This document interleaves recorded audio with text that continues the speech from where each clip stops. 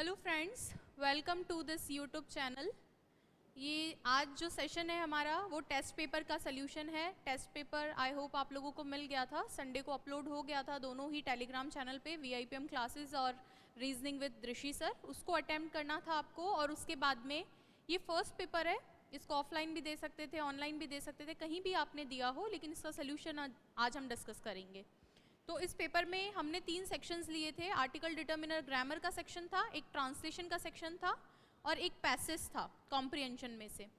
तो इन तीनों ही सेक्शन को वन बाय वन हम डिस्कस करते हैं। आप लोग चेक कर लीजिए आपने किस तरीके से इसको अटेम्प्ट किया था। चलिए, सबसे पहला क्वेश्चन है आपका पार्ट ए का, identify the error of the sentence and rewrite them. आपको एरर को आइडेंटिफाई करना था और उनको फिर से लिखना था।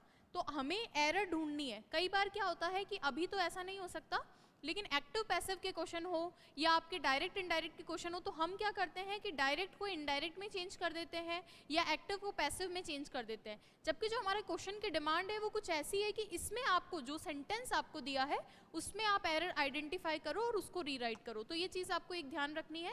तो इनको हम वन बाय वन क्वेश्चन को चेक करते हैं। ये सारे ही कॉन्सेप्ट मैं डिस्कस कर चुकी हूँ वीआईपीएम क्लासेस के यूट्यूब चैनल पे। बस वन बाय वन हमें इनको यहाँ पे प्रैक्टिस करनी है। I want to become IAS officer. तो इस केस में ये मेरा सब्जेक्ट हो गया, ये मेरी वर्ब हो गई, ये मेरा हो गया आपका इन्फिनेटिव और आगे ये मेरा नाउन है।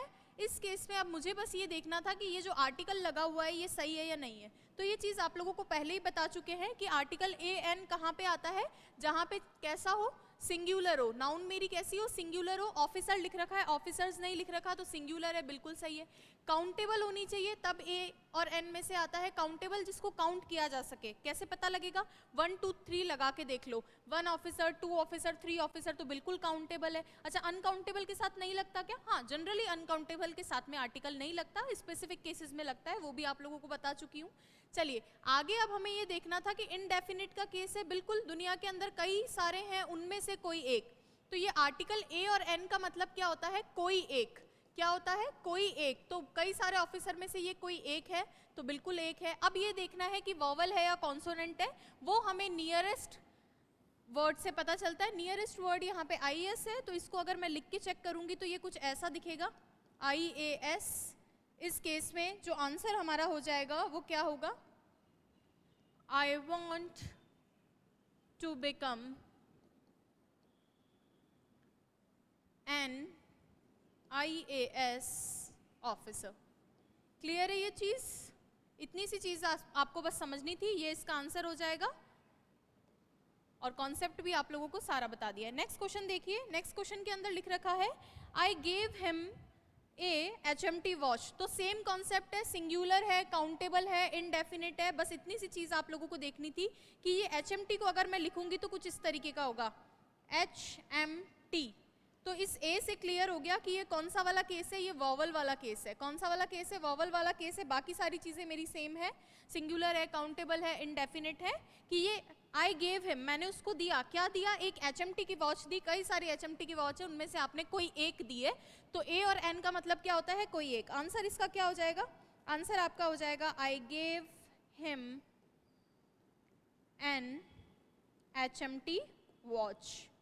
इतनी बात समझ में आ गई? इसमें जो भी कॉन्सेप्ट था वो मैंने बोर्ड पे लिख दिया है, दोनों क्वेश्चंस एकदम सेम थे। चलिए नेक्स्ट देखते हैं।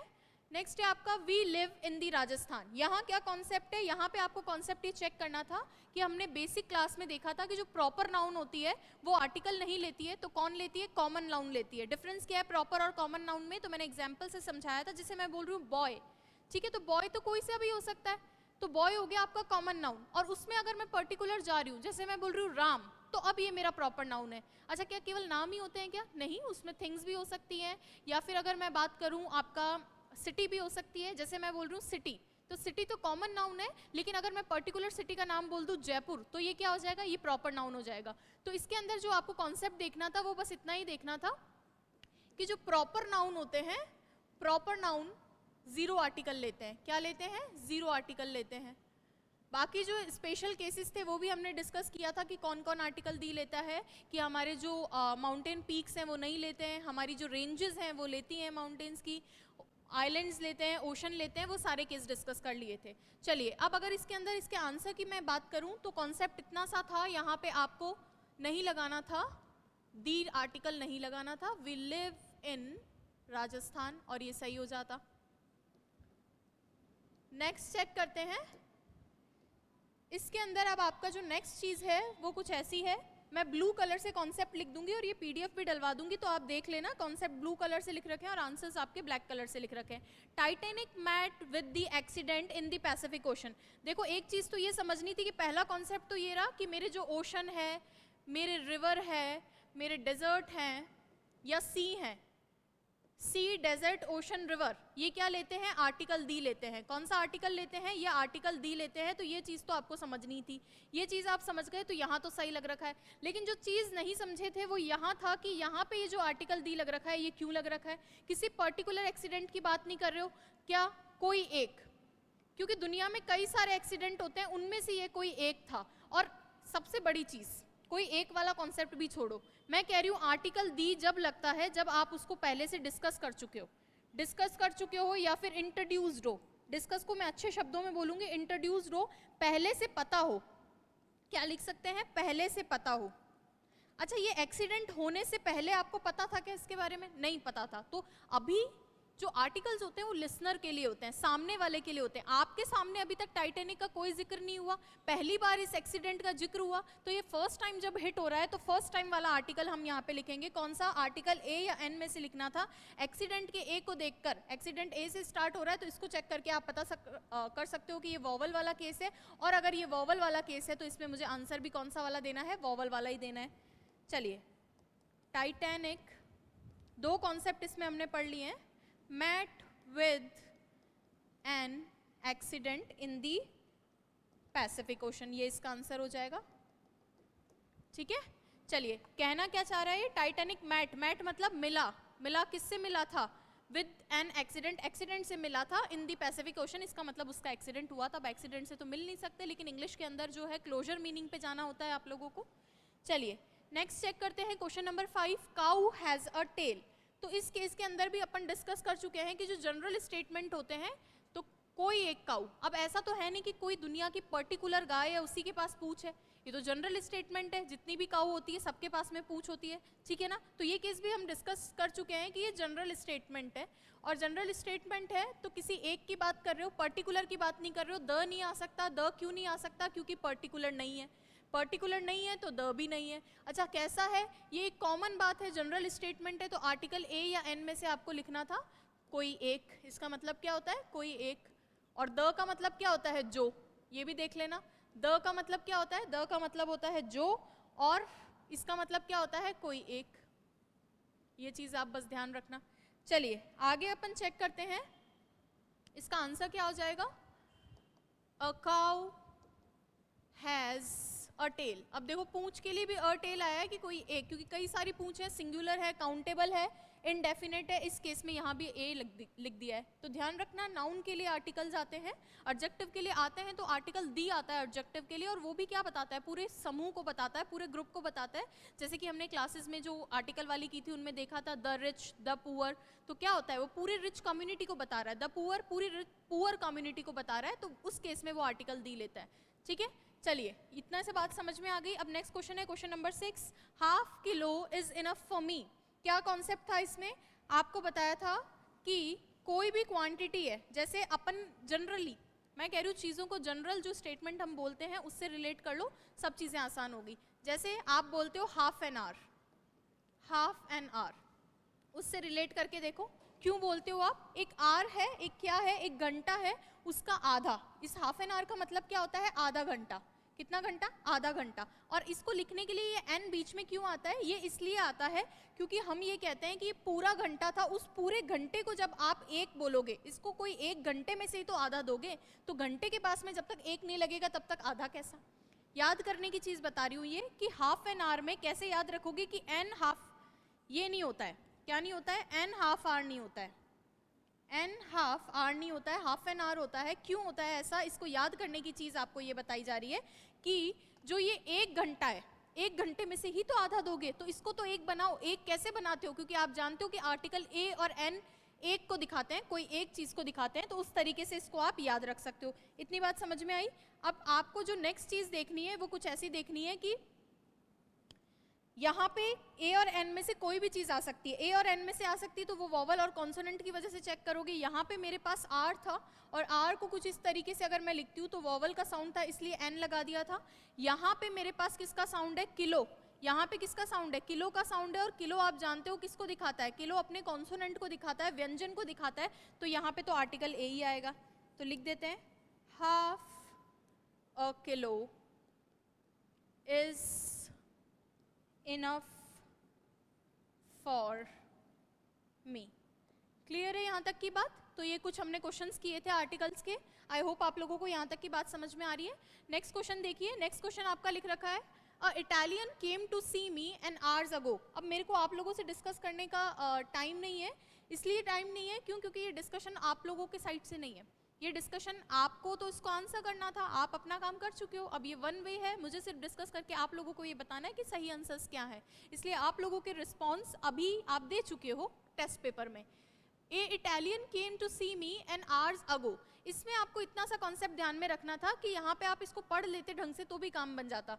एन आवर्स अगो, घंटों पहले, an Italian came to see me an hours ago. अब देखो इसमें दो एरर है, अगर आप पकड़ पा रहे हो तो पहली एरर तो मुझे यहीं दिख रही है।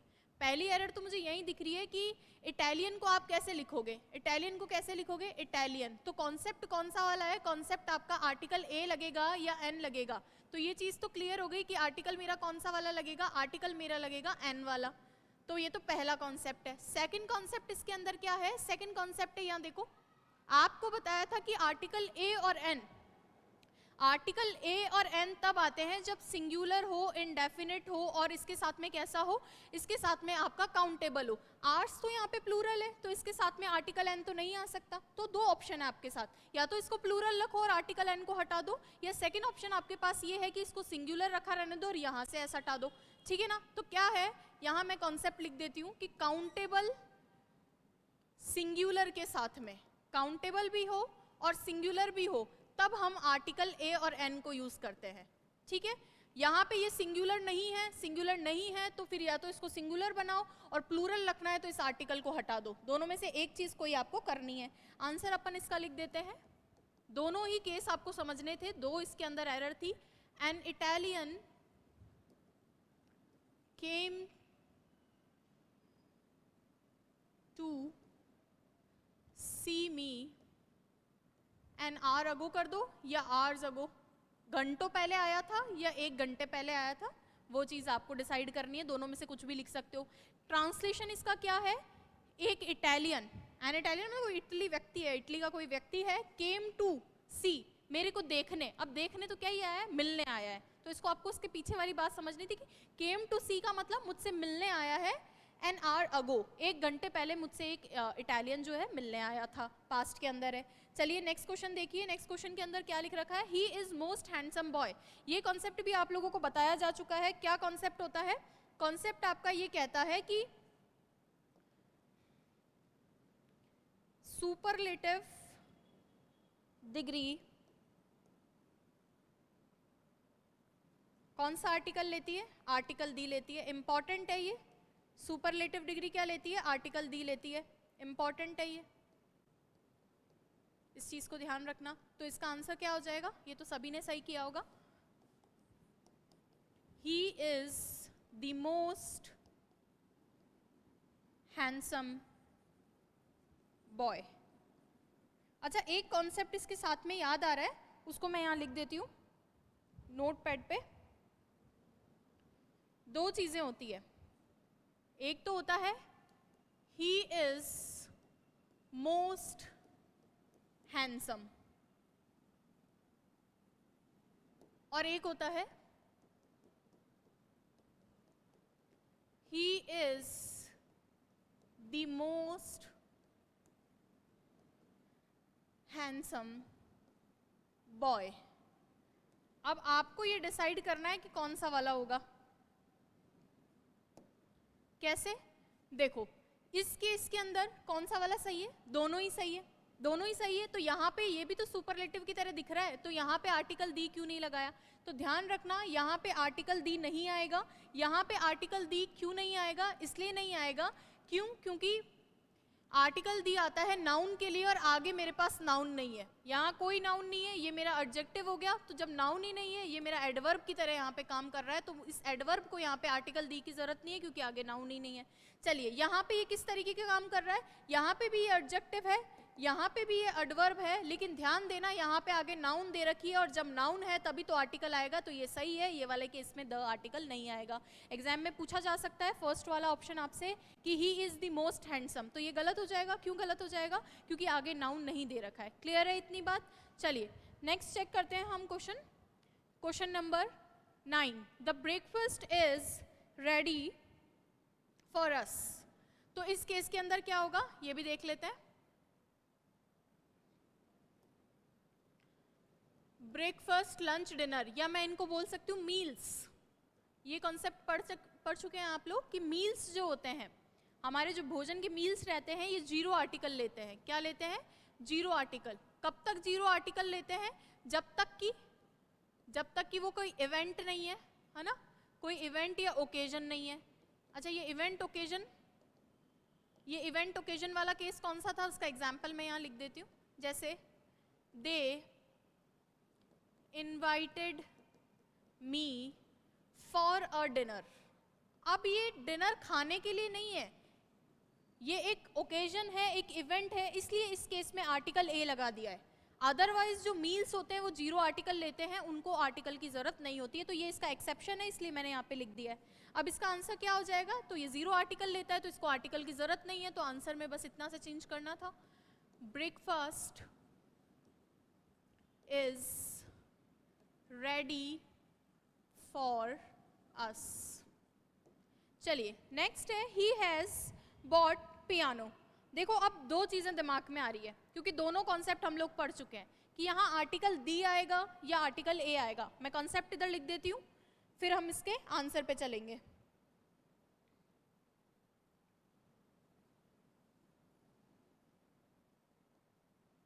चलिए, एक कॉन्सेप्ट तो ये कहता है कि जो हमारे म्यूजिकल इंस्ट्रूमेंट्स होते हैं, म्यूजिकल इंस्ट्रूमेंट, उनको बजाने का अगर सेंस है ना, या यूज में आ रहे हैं, बजाने का सेंस, या कह सकते हैं कि काम में आ रहे हैं, जिस काम के लिए वो बने हैं उसी काम में आ रहे हैं, तो वहाँ आर्टिकल कौन सा आएगा? आर्टिकल दी आएगा। म्यूजिकल इंस्ट्रूमेंट बजाने के काम में आते हैं और उसी काम में अगर ये आ रहे हैं तो आर्टिकल कौन सा आएगा? आर्टिकल दी आएगा। लेकिन अगर उसको क्या मान रहे हो? उसको वस्तु या थिंग मान रहे हो, क्या वस्तु या थिंग मान रहे हो, तो फिर क्या होगा उस केस में? उस केस में फिर आर्टिकल आप ए एन में से लगाओगे। कौन से वाले में से लगाओगे? आर्टिकल या तो ए आएगा या आपका एन आएगा। क्यों? क्योंकि अब उसको आप वस्तु मान रहे हो। मुझे यहाँ बताओ कौन सा वाला केस है? क्या लिख रखा है यहाँ पे?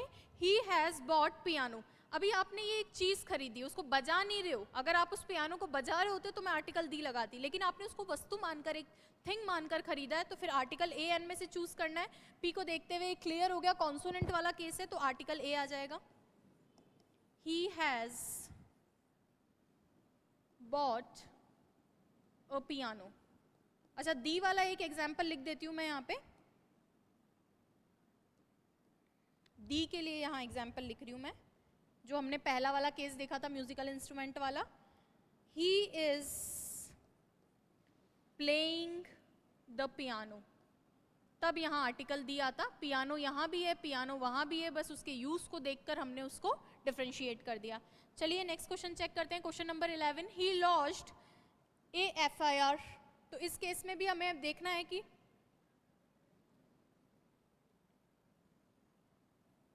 क्या कॉन्सेप्ट है। कॉन्सेप्ट इसका मुझे बताने की जरूरत नहीं है, कॉन्सेप्ट आप लोगों को आ ही रहा है पहले से ही। FIR, ठीक है, वॉवल या कॉन्सोनेंट में से चूज करना था। ये कौन सा वाला केस है? वॉवल वाला केस है, तो बस इतना सा वहाँ पे चेंज करना था। हाँ, एक चीज़ और ध्यान में रखनी थी कि ए और एन कब लगाते हैं, वो मैं फर्स्ट क्वेश्चन में बता चुकी हूँ। सेम एज क्वेश्चन फर्स्ट, इसको यहाँ लिख देती हूँ, सेम एज क्वेश्चन 1। वो सारी चीज़ें आएंगी इसमें। सिंगुलर है क्या? FIR सिंगुलर है। काउंटेबल है क्या? 1 FIR, 2 FIR, 3 FIR काउंटेबल भी है। इनडेफिनिट का केस है क्या? बिल्कुल इनडेफिनिट का केस है। तो ये सारी चीज़ें अगर सेम है तो फिर हम यहाँ पे आर्टिकल यूज में ले सकते हैं। चलिए आंसर लिख देते हैं इसका। He lodged an FIR। Next question है आई अर्न ₹10,000 मंथ। अब ये वाला कॉन्सेप्ट भी पढ़ चुके हैं, देखते हैं इसके अंदर। हाँ, आप लोगों ने अगर कॉन्सेप्ट की क्लास नहीं देखी है तो वो प्लीज देख लेना, उससे क्या है कि ये सारे क्वेश्चन इजीली हो जाएंगे। कॉन्सेप्ट की क्लास आपको VIPM के यूट्यूब चैनल पे मिलेगी, VIPM English with Ajit Kumar Rai. उसमें डेली कॉन्सेप्ट की क्लास और प्रीवियस ईयर क्वेश्चंस, जो भी टॉपिक हैं RS के प्रीवियस ईयर क्वेश्चंस वहाँ मिलते हैं, तो वो आप क्लासेस चेक कर लेना। टेस्ट पेपर आपको इस चैनल पे मिलेंगे। चलिए, कॉन्सेप्ट इसके अंदर क्या है, आपको बताया था कि कोई यूनिट है ना, कोई यूनिट है तो उस यूनिट को शो करने के लिए आर्टिकल A या N का यूज करते हैं। कोई माप बताने के लिए, यूनिट बताने के लिए, चाहे मेजरमेंट बताने के लिए। इनके एग्जाम्पल्स भी देख लेते हैं साथ में। जैसे 11 रुपीज और डजन। अब यहाँ पे मैंने और डजन क्यों लिखा है, कोई एक दर्जन है, एक दर्जन कितने रुपए का है, 11 रुपए का है, तो क्या बता रहे हो, यूनिट बता रहे हो ना कि इसका क्या मेजरमेंट है, इसकी क्या दर है, तो वो चीज है। ऐसे ही जैसे 3 रुपीज और मीटर, 1 मीटर का अब कितना पैसा लग रहा है, 3 रुपए लग रहे हैं, तो इस तरीके से लिखा जाता है। तो यहाँ पे इस एग्जाम्पल में भी आपको यूनिट शो करनी थी। ₹10,000, 10,000 रुपए कितने दिनों में, 1 महीने में। 1 महीने का 10,000 है, तो इस एक को बनाने के लिए आप जानते हो कि आर्टिकल A और N में से यूज करना है। मंथ को देख के, इस M को देख के क्लियर हो गया है कि आर्टिकल A ही आएगा, तो आंसर इसका लिख लेते हैं। I earn ₹10,000 a month। चलिए, क्वेश्चन नंबर 13 है I will buy a furniture today. ये कॉन्सेप्ट भी पढ़ा जा चुका है। क्या था कॉन्सेप्ट, शुरू में ही ये बात बताई गई थी कि जो अनकाउंटेबल होते हैं, अनकाउंटेबल नाउन जनरली आर्टिकल नहीं लेते। अच्छा, कभी नहीं लेंगे क्या, लेते हैं। वो कब कब लेते हैं, एक तो जो स्पेशल केस होता है कि आर्टिकल अगर आप ले रहे हो, दी ले रहे हो, तो डेफिनेट वाला केस है। और आर्टिकल A या N में से कुछ ले रहे हो तो फिर उसका जो मीनिंग है वो चेंज हो जाता है। मैं कुछ लिखती हूँ एग्जाम्पल्स, उससे आपको चीजें क्लियर हो जाएगी। पहली चीज तो यही लिखनी है कि अनकाउंटेबल,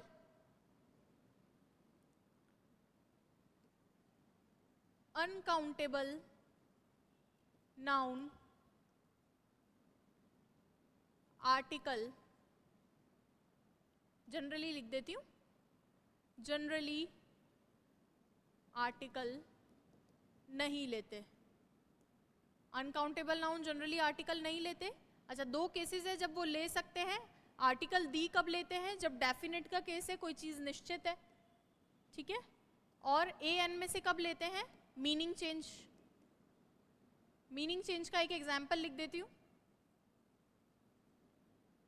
क्या एग्जाम्पल है मीनिंग चेंज का,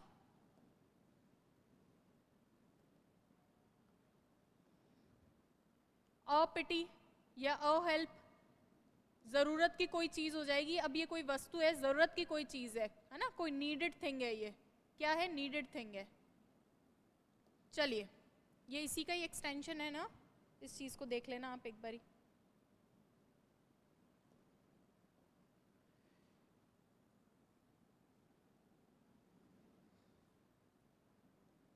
नेक्स्ट है आपका क्वेश्चन नंबर, इसका आंसर लिख देते हैं फिर नेक्स्ट क्वेश्चन पे चलते हैं। फर्नीचर को काउंट कर सकते हो क्या, तो काउंटेबल अनकाउंटेबल भी हम लोग देख चुके हैं। फर्नीचर को हम काउंट नहीं कर सकते, ये अनकाउंटेबल है, तो यहाँ पे से इसको हम हटा देंगे। I will buy furniture today.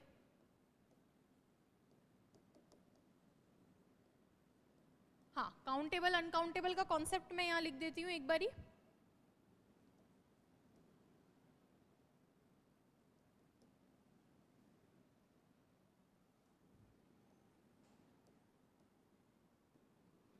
जिनके आगे 1 2 3 लगा के काउंट कर सकते हो वो काउंटेबल है, जिनके आगे नहीं लगा सकते वो अनकाउंटेबल है।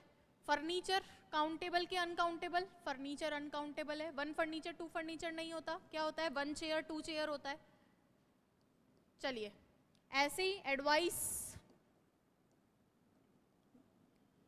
ठीक है। और क्या हो सकता है, मनी, मनी के बारे में क्या ख्याल है, मनी कैसा होता है? अनकाउंटेबल, 1 मनी, 2 मनी, 3 मनी नहीं होता। लेकिन हाँ, अगर मैं डॉलर बोल रही हूँ तो डॉलर को बिल्कुल मैं काउंट कर सकती हूँ।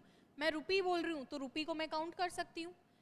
पाउंड बोल रही हूँ तो उसको काउंट कर सकती हूँ। तो मनी अनकाउंटेबल होता है, डॉलर, रुपी ये क्या होते हैं? काउंटेबल होते हैं। चलिए फिर से उसी क्वेश्चन पे चलते हैं। A boy standing near the gate is my brother. ये कॉन्सेप्ट भी शुरू की क्लास में ही बता दिया था। क्या है इसके अंदर? इसके अंदर बस इतनी सी चीज़ आपको समझनी थी कि ये डेफिनेट का केस है। कैसे पता चला कि डेफिनेट का केस है? ये इससे पता चलता है ये चीज़ कि जो लड़का, यहाँ सेंस करके देखो, जो लड़का standing near the gate, gate के पास में खड़ा है, इज माई ब्रदर, वो क्या है? मेरा भाई है। तो भाई को तो आप पहले से ही जान रहे हो, आज ही भाई उत्पन्न नहीं हुआ है ना? तो जो चीज़ आप पहले से जान रहे हो, जो चीज़ें डेफिनेट है, उस केस में आर्टिकल कौन सा वाला लगेगा? आर्टिकल दी लगेगा। तो ये लिख देते हैं यहाँ पे, डेफिनेट है, आर्टिकल दी लग जाएगा। आंसर इसका क्या हो जाएगा? द बॉय, क्योंकि आप उस लड़के की बात कर रहे हो जो गेट के पास में खड़ा है, और उसको क्या बता रहे हो? अपना भाई बता रहे हो, तो उसको तो आप जान ही रहे हो।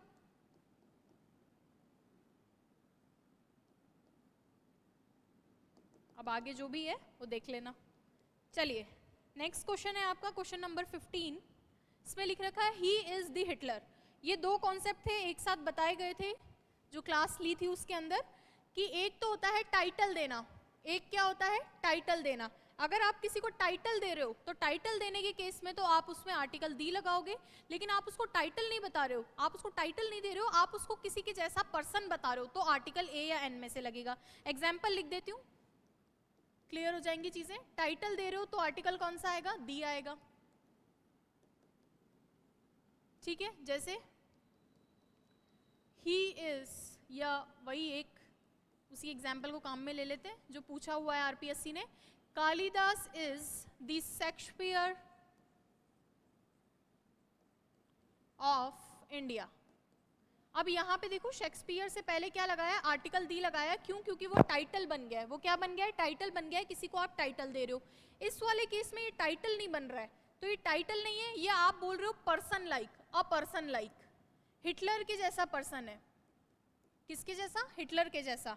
और इसका एग्जाम्पल भी अपन देख लेते हैं एक बारी, फिर इसका आंसर लिखेंगे। जैसे मैं बोल रही हूँ he is a Sachin of Rajasthan. क्या बोला मैंने? यहां मैं टाइटल नहीं दे रही हूं, यहां मैं क्या बोल रही हूं? A person like Sachin. ये कैसा है? वो सचिन जैसा पर्सन है। ठीक है, तो ये राजस्थान लिखने के लिए भी जरूरत नहीं है, यहाँ पे तो इतने से ही काम बन जाएगा। ही इज अ सचिन का मतलब है अ पर्सन लाइक सचिन। ये चीज आप बस ध्यान में रखना। तो इसका आंसर क्या हो जाएगा? यहाँ टाइटल नहीं मिल रहा है, टाइटल नहीं मिल रहा है, तो ए एन में से काम में लेना है। हिटलर को देखते हुए आप जान ही रहे हो कि यहाँ पे आर्टिकल ए आएगा। क्यों? क्योंकि कॉन्सोनेंट वाला केस है। ये इसका आंसर हो गया। चलिए नेक्स्ट क्वेश्चन है, Rajasthan is in the western India. ये क्वेश्चन आप लोगों का जो भी डायरेक्शन वाला कॉन्सेप्ट था उससे आया हुआ है, ये भी डिस्कस कर चुके हैं, लेकिन कॉन्सेप्ट में यहाँ फिर से लिख देती हूँ, उसको चेक कर लेना आप। कॉन्सेप्ट क्या कहता है कि हम लोग डायरेक्शन के साथ में, डायरेक्शन अगर नाउन है, जैसे ईस्ट, वेस्ट, नॉर्थ, साउथ को अगर नाउन बना रहे हो तो आर्टिकल कौन सा लोगे? द लोगे।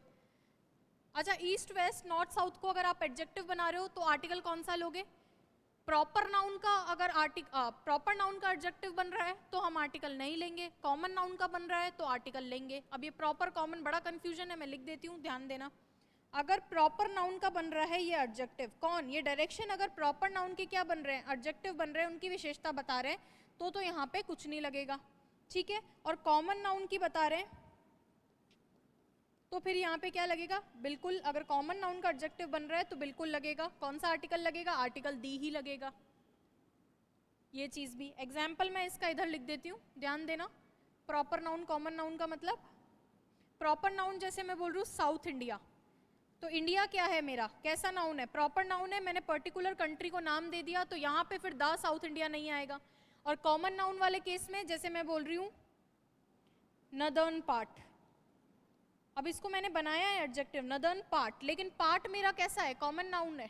ठीक है, प्रॉपर नाउन नहीं है, मैंने पार्ट का स्पेसिफिक नाम नहीं बताया, तब आप यहाँ पे क्या लिखोगे? The northern part. क्लियर है ये चीज? तो ये भी एग्जाम्पल था, इसको देख लेना एक बारी। अब इसका आंसर लिख देते हैं अपन। आंसर क्या है? देखो, राजस्थान से पहले आर्टिकल दी नहीं लगा। क्यों? क्योंकि कौन सा वाला केस है? प्रॉपर नाउन का केस है। Rajasthan is in western India. क्यों मैंने यहाँ से आर्टिकल दी हटा लिया है? क्योंकि अभी बताया था आप लोगों को कि हाँ, हमने ये माना कि जो डायरेक्शंस होती हैं वो आर्टिकल दी लेती हैं, लेकिन यहाँ पे ये इसलिए नहीं लेगा क्योंकि ये प्रॉपर नाउन का एडजेक्टिव बन रहा है। ये मेरी नाउन है, ये मेरा एडजेक्टिव है, तो ये प्रॉपर है क्या नाउन? बिल्कुल। अगर कंट्री लिखा हुआ होता तो बिल्कुल हम लिखते द वेस्टर्न कंट्री, लेकिन यहाँ पे वेस्टर्न इंडिया लिख दिया, तो अब यहाँ से आर्टिकल दी को हमें हटाना पड़ेगा। क्लियर है यहाँ तक की बात? चलिए नेक्स्ट क्वेश्चन देखते हैं। Question number 17, she is most beautiful girl of the town. ये बताने की जरूरत नहीं है, एक एग्जाम्पल अपन ने किया था, सेम वैसा ही है, इसका मैं आंसर लिख देती हूँ। She is the most beautiful girl of the town. इसका एक्सप्लेनेशन क्या है भाई? इसका एक्सप्लेनेशन वही है जो सबका एक्सप्लेनेशन चल रहा था, क्या? Superlative degree. नेक्स्ट है, second chapter of this book is very difficult. इसका कॉन्सेप्ट भी डिस्कशन में आ चुका था कि ये जो ऑफ होता है, ये ऑफ अगर यूनिक रिलेशन दिखा रहा है, क्या? ऑफ अगर यूनिक रिलेशन दिखा रहा है तो इस केस में हम आर्टिकल कौन सा लगाते हैं? दी लगाते हैं। और देखो चैप्टर किसका? इस बुक का ही है, तो ऑब्वियसली दोनों के बीच में एक यूनिक रिलेशन है, तो पहले वाले के पहले कौन सा आर्टिकल लगेगा? आर्टिकल दी। तो ऑफ क्या कर रहा है? यूनिक रिलेशन दिखा रहा है, ये इसका कॉन्सेप्ट हो जाएगा। यूनिक रिलेशन दिखा रहा है, और यूनिक रिलेशन दिखाने की वजह से आर्टिकल कौन सा आएगा? आर्टिकल दी आएगा। इसका आंसर चेक कर लेते हैं। द सेकेंड चैप्टर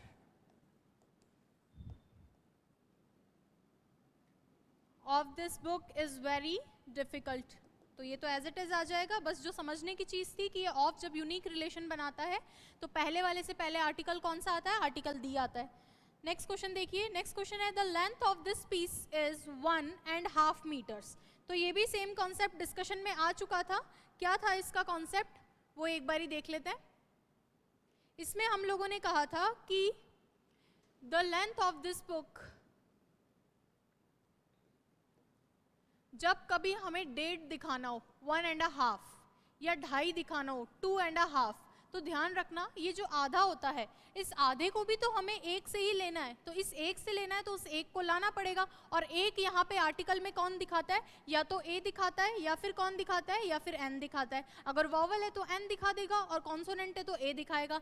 तो ये आपको बस समझने की चीज ये थी कि 1.5 होता है, 1.5 होता है। अगर आपको चीजें समझ में नहीं आ रही है तो उसको रट लो एज इट इज, क्योंकि एग्जाम में क्वेश्चन आएगा तब वो ये नहीं पूछेगा समझ में आया कि रटा है। बस ये ध्यान में रखना है कि 1.5 होता है। अच्छा, कॉन्सेप्ट इसके पीछे क्या है? कॉन्सेप्ट ये है, जो समझना चाहते हैं उनके लिए, कि एक तो आपके पास पूरा आ गया, लेकिन जो आधा है उस आधे को भी तो आप एक में से ही लोगे, तो वो एक में से लोगे तो उस एक के लिए आर्टिकल में हमारी हेल्प कौन करता है? आर्टिकल ए या फिर एन। अगर वॉवल है तो एन आ जाएगा, और कॉन्सोनेंट होगा तो ए आ जाएगा। ऐसे ही 2.5, तो इसी तरह का ये कॉन्सेप्ट है। तो इसका आंसर क्या हो जाएगा? इसको लिख लेते हैं यहाँ पे। देखो यहाँ पे ये यूनिक रिलेशन वाली चीज है जो अभी पिछले कॉन्सेप्ट में पढ़ा था, यूनिक रिलेशन। यहाँ पे एप्लीकेशन उसका देख सकते हो आप। अभी पिछले कॉन्सेप्ट में ही हमने देखा था कि यूनिक रिलेशन में आर्टिकल दी आता है। तो क्या होगा यहाँ पे? The length of this piece is 1.5 metres. अब ये पूरा है, एक और आधा मिला के 1.5 है, इसलिए यहाँ पे मीटर्स लिख रखा है, प्लूरल में आया है। नेक्स्ट है, God has a mercy on us. इसका कॉन्सेप्ट भी हम लोग डिस्कस कर चुके हैं। क्या इसका कॉन्सेप्ट था? कि जो हमारे अनकाउंटेबल होते हैं, क्या अनकाउंटेबल नाउन्स जो होते हैं वो कौन सा वो लेते हैं? आर्टिकल उनको जरूरत ही नहीं होती है। जनरली यही केस है कि अनकाउंटेबल नाउन जनरली आर्टिकल नहीं लेते हैं, उसको हम जीरो आर्टिकल बोलते हैं। कब कब लेते हैं वो दोनों केस में डिस्कस कर चुकी हूँ, पहले एक क्वेश्चन आया था उसमें, उसको फिर से चेक कर लेना कब कब ले सकते हैं। दी तो तब लेगा जब डेफिनेट का केस है और ए या एन में से ले रहा है, तो फिर वो किसी सिचुएशन चेंज हो रही है, वहाँ पे उसका मीनिंग चेंज हो रहा है। जैसे हेल्प, हेल्प अनकाउंटेबल नाउन है, अगर मैं अ हेल्प बोल रही हूँ, वैसे तो हेल्प आर्टिकल नहीं लेगा, लेकिन अगर मैं अ हेल्प बोल रही हूँ तो इसका मीनिंग चेंज हो रहा है। इसका मतलब कोई ज़रूरत की वस्तु, अ नीडेड थिंग। क्लियर है ये चीज़? तो यहाँ पे आंसर आपका क्या हो जाएगा? यहाँ पे हमें ये अनकाउंटेबल को देखते हुए यहाँ से आर्टिकल हटाना था। ये हो गए God has mercy on us. Clear है ये चीज? चलिए नेक्स्ट क्वेश्चन हम लोग चेक करते हैं। Neither of his eyes have lost their vision. तो इस केस के अंदर कौन सा वाला कॉन्सेप्ट है, अब ये डिटर्मिनर्स स्टार्ट हो गए हैं, और डिटर्मिनर्स स्टार्ट हो गए हैं तो कोई दिक्कत नहीं है, डिटर्मिनर्स वाले कॉन्सेप्ट भी क्लासरूम में हम लोग देख चुके हैं। तो यहाँ पे आप लोगों को बताया था कि चाहे नाइदर ऑफ हो, चाहे आइदर ऑफ हो, चाहे ईच ऑफ हो, एवरी ऑफ तो हो नहीं सकता क्योंकि एवरी प्रोनाउन बनता नहीं है। तो इन सारे केसेस में हमें कौन सा जो है वर्ब लेना होता है, हमें वर्ब सिंगुलर लेना होता है। इतनी सी बात हमें समझनी थी, और इसी कॉन्सेप्ट को मैं यहाँ लिख देती हूँ कि आपका ईच ऑफ हो, वन ऑफ हो, एवरी वन ऑफ हो, चाहे आइदर ऑफ हो, चाहे नाइदर ऑफ हो, ये सारे क्या लेते हैं, ये सारे लेते हैं सिंगुलर वर्ब। सिंगुलर वर्ब लेंगे तो वर्ब बस चेंज करनी थी और आंसर आपका आ जाता। वर्ब देख लो यहाँ पे, सिंगुलर है क्या, नहीं है, प्लूरल है, तो क्या हो जाएगा आंसर इसका, neither of his eyes has lost their vision. अच्छा, इसका मतलब क्या है, आप ये चीज जानते हो कि जो नाइदर होता है उसका मतलब होता है दो में से कोई नहीं, और आइदर का मतलब दो में से कोई एक। आइदर मतलब दो में से कोई एक, नाइदर मतलब दोनों में से कोई भी नहीं चाहिए। तो नाइदर ऑफ हिज आईज, उसकी आंखों में से दोनों में से कोई सी भी आंख नहीं, हैज लॉस्ट देयर विजन, उसने उन आंखों में से किसी भी आंख ने अपना विजन, अपनी दृष्टि नहीं खोई है। इसका मतलब उसको दोनों आंखों से बराबर दिख रहा है। यही बात है क्या? चलिए आगे चेक करते हैं क्वेश्चन नंबर 22 क्वेश्चन क्या कह रहा है, ये कह रहा है any side of the river was flooded causing a mass migration. तो ये कॉन्सेप्ट समझने से पहले हमें बस इतना सा समझना था, एक होता है आपका एनी ऑफ, एक होता है आपका आइदर ऑफ, और एक नाइदर ऑफ। अब डिस्कशन में आया है तो इस चीज को आप छोटा सा एक बार ही समझ लो। ये तीन चीजें हैं, एक एनी ऑफ, एक नाइदर ऑफ, एक आइदर ऑफ। एनी ऑफ का मतलब होता है बहुत सारे में से एक,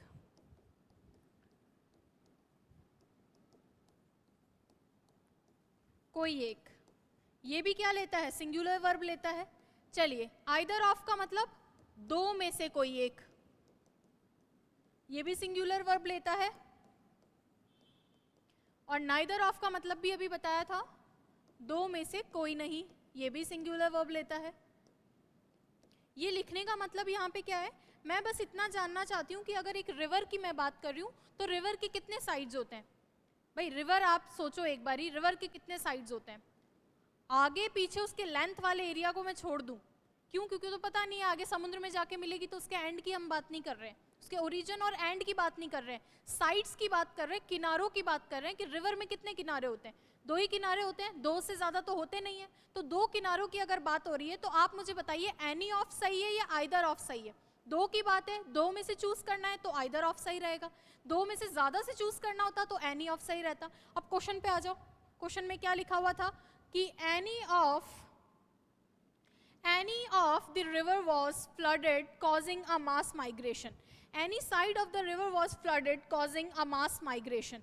तो यहाँ पे जब रिवर के साइड ही दो हैं तो एनी कैसे आ सकता है, साइड ही दो हैं तो दो साइड में से आपको बस इतना सा चीज समझनी थी कि साइड मेरे कितने हैं, दो है, और दो में से अगर मुझे चूज करना है तो यहाँ पे क्या होगा, आइदर होगा या नाइदर होगा। ठीक है, तो ये बस एक चीज आपको लिखनी थी। और अब मुझे ये देखना है कि आइदर होगा कि नाइदर होगा। अब मुझे एक चीज ये आप लोग बताओ कि नाइदर होगा कि आइदर होगा। कभी किसी नदी में बाढ़ आ रही है तो ऐसा हो सकता है कि एक तरफ बाढ़ आ जाए और दूसरी तरफ कुछ नहीं आएगी, तो पूरी नदी में आएगी, चाहे दाएं हो चाहे बाएं हो। भाई कोई आप सोचो कि आपके पास से रिवर फ्लो कर रही है, रिवर फ्लो कर रही है, तो रिवर में अगर फ्लड आ रहा है, बाढ़ आ रही है, तो रिवर पूरी रिवर ही उफनेगी। अब ऐसा तो है नहीं कि लेफ्ट लेफ्ट में बाढ़ आ जाएगी और राइट राइट में नहीं आएगी। हाँ, कैचमेंट एरिया अलग चीज है कि रिवर कितने एरिया को कवर कर रही है, वो एक अलग चीज है। उसमें ऐसा हो सकता है कि इधर वाला कैचमेंट एरिया को फ्लड ने अफेक्ट किया है, लेकिन यहाँ बात हो रही है कि जब बाढ़ नदी में आ रही है तो उसके दोनों ही एरिया अफेक्ट होंगे या दोनों ही नहीं होंगे। एक तो नहीं हो सकता, जब एक नहीं हो सकता तो आइदर वाला केस हट जाएगा, तो फिर कौन से वाला केस बचेगा, नाइदर वाला केस बचेगा। तो ये काफी ऐसा कह सकते हैं समझने वाला क्वेश्चन था। इसको अटेम्प्ट करने से पहले 2-3 बार आपको पढ़ना था तो ये इजीली हो जाता। हाँ, आइदर नाइदर में आप कंफ्यूज हुए तो वो एक समझने की चीज़ है, लेकिन एनी को तो हर तरीके से हटाना था, यहाँ तक की चीज़ आपको समझनी थी। ये डिटर्मिनर का क्वेश्चन है, अच्छा क्वेश्चन है। और देखो आगे वॉज लिखा है, क्यों? क्योंकि अभी डिस्कस किया था कि ये सब क्या लेते हैं, सिंगुलर वर्ब लेते हैं। ये क्वेश्चन डायरेक्टली हिट कर सकता है, सिंगुलर वर्ब वाला इंपॉर्टेंट है। चलिए ये चीज़ देखो एक बारी, आइदर या नाइदर में से चूज करना था, हमने किसको चूज किया, नाइदर को, क्योंकि बाढ़ आएगी तो दोनों किनारों पे आएगी, एक पे तो आएगी नहीं। चलिए, तो आइदर ऑप्शन से हट गया, एनी पहले ही ऑप्शन से हट गया था, तो कहना क्या चाह रही है, ये कहना चाह रहा है कि नदी का जो कोई भी हिस्सा नहीं है, यानी दोनों हिस्से ही नहीं, वॉज फ्लडेड थे, कॉजिंग अ मास माइग्रेशन, एक बड़े लेवल पे माइग्रेशन मतलब विस्थापन को कॉज करते हुए कोई भी हिस्सा क्या नहीं था, ये क्या दोनों चलिए क्लियर है ये क्वेश्चन। तो ये क्या कहना चाह रहा है, ये कहना चाह रहा है कि नदी का कोई सा भी हिस्सा फ्लडेड नहीं था, कॉजिंग कॉज करते हुए, क्या कॉज करते हुए, एक मास माइग्रेशन, बड़े लेवल पे विस्थापन कॉज करते हुए, उसका कारण बनते हुए दोनों ही हिस्से में बाढ़ नहीं आई थी। अच्छा, एक के मन में ये सवाल आ रहा है कि यहाँ बोथ भी तो आ सकता था, बोथ आता तो आपको ये चीज बस ध्यान में रखनी है कि इस वॉस को देखते हुए बोथ यहाँ पे नहीं आ सकता, क्योंकि आप जानते हो कि प्लूरल सेंस देगा, और प्लूरल सेंस अगर देगा तो हमें प्लूरल वाला वर्ड लाना पड़ेगा, प्लूरल सेंस दे नहीं रहा तो प्लूरल वाला वर्ड भी हमें नहीं चाहिए, इसलिए मैंने बोथ को भी रिजेक्ट कर दिया। क्लियर है यहाँ तक की बात। चलिए नेक्स्ट क्वेश्चन चेक करते हैं, question number 23, a few books the author has written will be adapted for movies. यहाँ पे क्या कहना चाह रहा है, कौन सा कॉन्सेप्ट है, यहाँ पे ये कह रहा है कि तीन चीजें हमने पढ़ी थी, एक होता है few, a few, the few, एक होता है आपका little, a little, the little. तीनों चीजें मैं फिर से एक बार बता देती हूँ, क्लियर हो जाएगी आप लोगों को, और उस पे बेसिस पे ही ये क्वेश्चन आप लोगों को करना था। एक होता है फ्यू की फैमिली, एक होती है लिटिल की फैमिली। अगर मैं बात कर रही हूँ फ्यू की, तो फ्यू आता है काउंटेबल नाउन्स के लिए जिनको आप काउंट कर सकते हो, और लिटिल किन के लिए आता है, ये आता है आपका अनकाउंटेबल नाउन्स के लिए जिनको आप काउंट नहीं कर सकते हो। तो इन दोनों ही केसेस की अगर मैं बात करूं तो एक होता है फ्यू, एक होता है अ फ्यू, और एक होता है the few. Few, a few, the few, और एक इधर के साइड में होता है लिटिल, अ लिटिल और द लिटिल। अब इसमें समझने की चीज ये है कि जब फ्यू के आगे कुछ नहीं लग रखा तो ये होता है न के बराबर, लेकिन न के बराबर कैसा, काउंटेबल। सेम लिटिल में भी यहां कुछ नहीं लग रखा आगे, तो ये कैसा है, न के बराबर, कुछ नहीं है, ठीक है, नगण्य जिसको बोलते हैं। अ फ्यू में अब अ मिला है तो थोड़ा मिल गया, ठीक है, थोड़ा, लेकिन थोड़ा कैसा, काउंटेबल, थोड़ा सम वाला सेंस देता है, कुछ है ना, कुछ या थोड़ा। और लिटिल भी वही है, सम वाला सेंस देता है। हाँ, सम ध्यान रखना काउंटेबल अनकाउंटेबल दोनों में आता है, सम काउंटेबल अनकाउंटेबल दोनों में आता है, लेकिन जो मैनी होता है वो सिर्फ काउंटेबल में आता है, ये भी डिटर्मिनर वाली क्लास में डिस्कस किया जा चुका है। चलिए, द फ्यू की अगर मैं बात करूं तो द फ्यू का मतलब है जितना भी है वो सारा, जितना है वो सारा। और ऐसे ही द लिटिल का मतलब भी, डिफरेंस क्या है फ्यू और लिटिल में, फ्यू आता है काउंटेबल के लिए और लिटिल आता है अनकाउंटेबल के लिए, बाकी चीजें सेम चलती है तीनों केसेस में, जितना है वो सारा। तो ये चीज तो क्लियर है। अब क्वेश्चन पे आते हैं, क्वेश्चन क्या कह रहा था, क्वेश्चन आप लोगों का कह रहा है, कॉन्सेप्ट मैं पीछे बता चुकी हूँ तो मुझे इसको लगता नहीं कि यहाँ पे इसको दोबारा आप लोगों को बताने की जरूरत है। क्या कह रहा है ये कॉन्सेप्ट आपका, कह रहा है कि अ फ्यू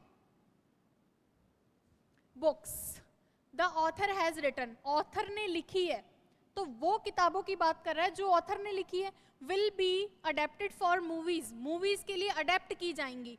तो जो किताबें इन ऑथर ने लिखी है वो क्या की जाएंगी, वो मूवीज के लिए अडेप्ट की जाएंगी। तो ये जो का सेंस है, यानी जितनी भी है वो सारी, और जितनी भी है वो सारी, तो यहाँ पे अ फ्यू की जगह क्या आ जाएगा, द फ्यू आएगा। The few books the author has written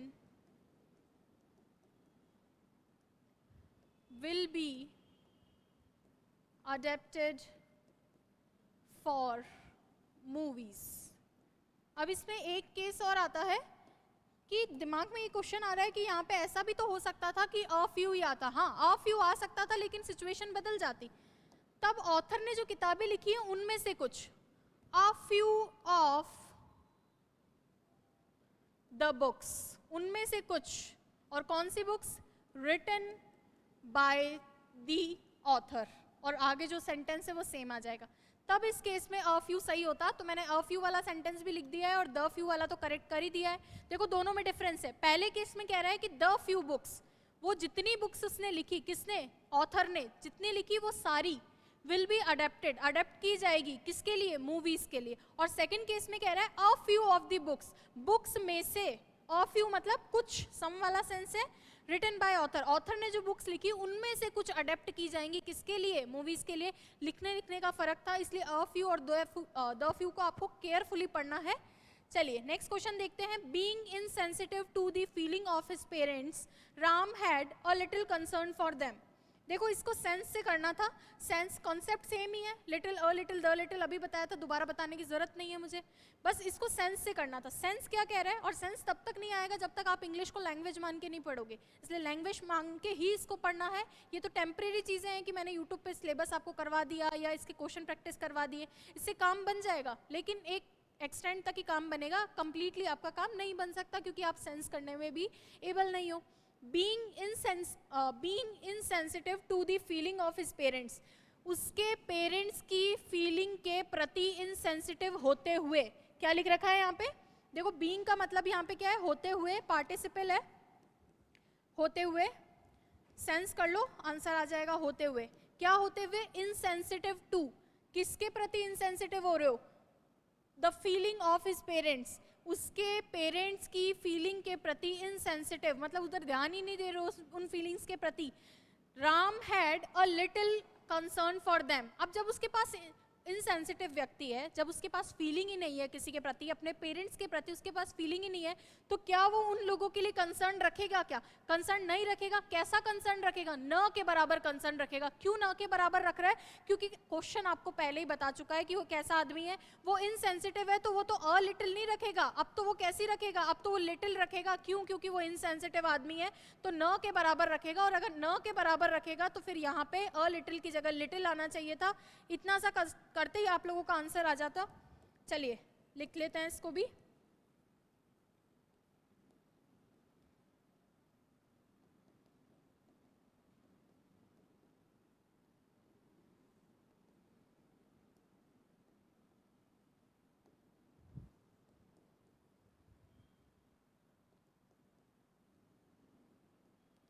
Ram ने रखा था क्या, लिटिल कंसर्न, पास्ट में चल रहा है सिचुएशन।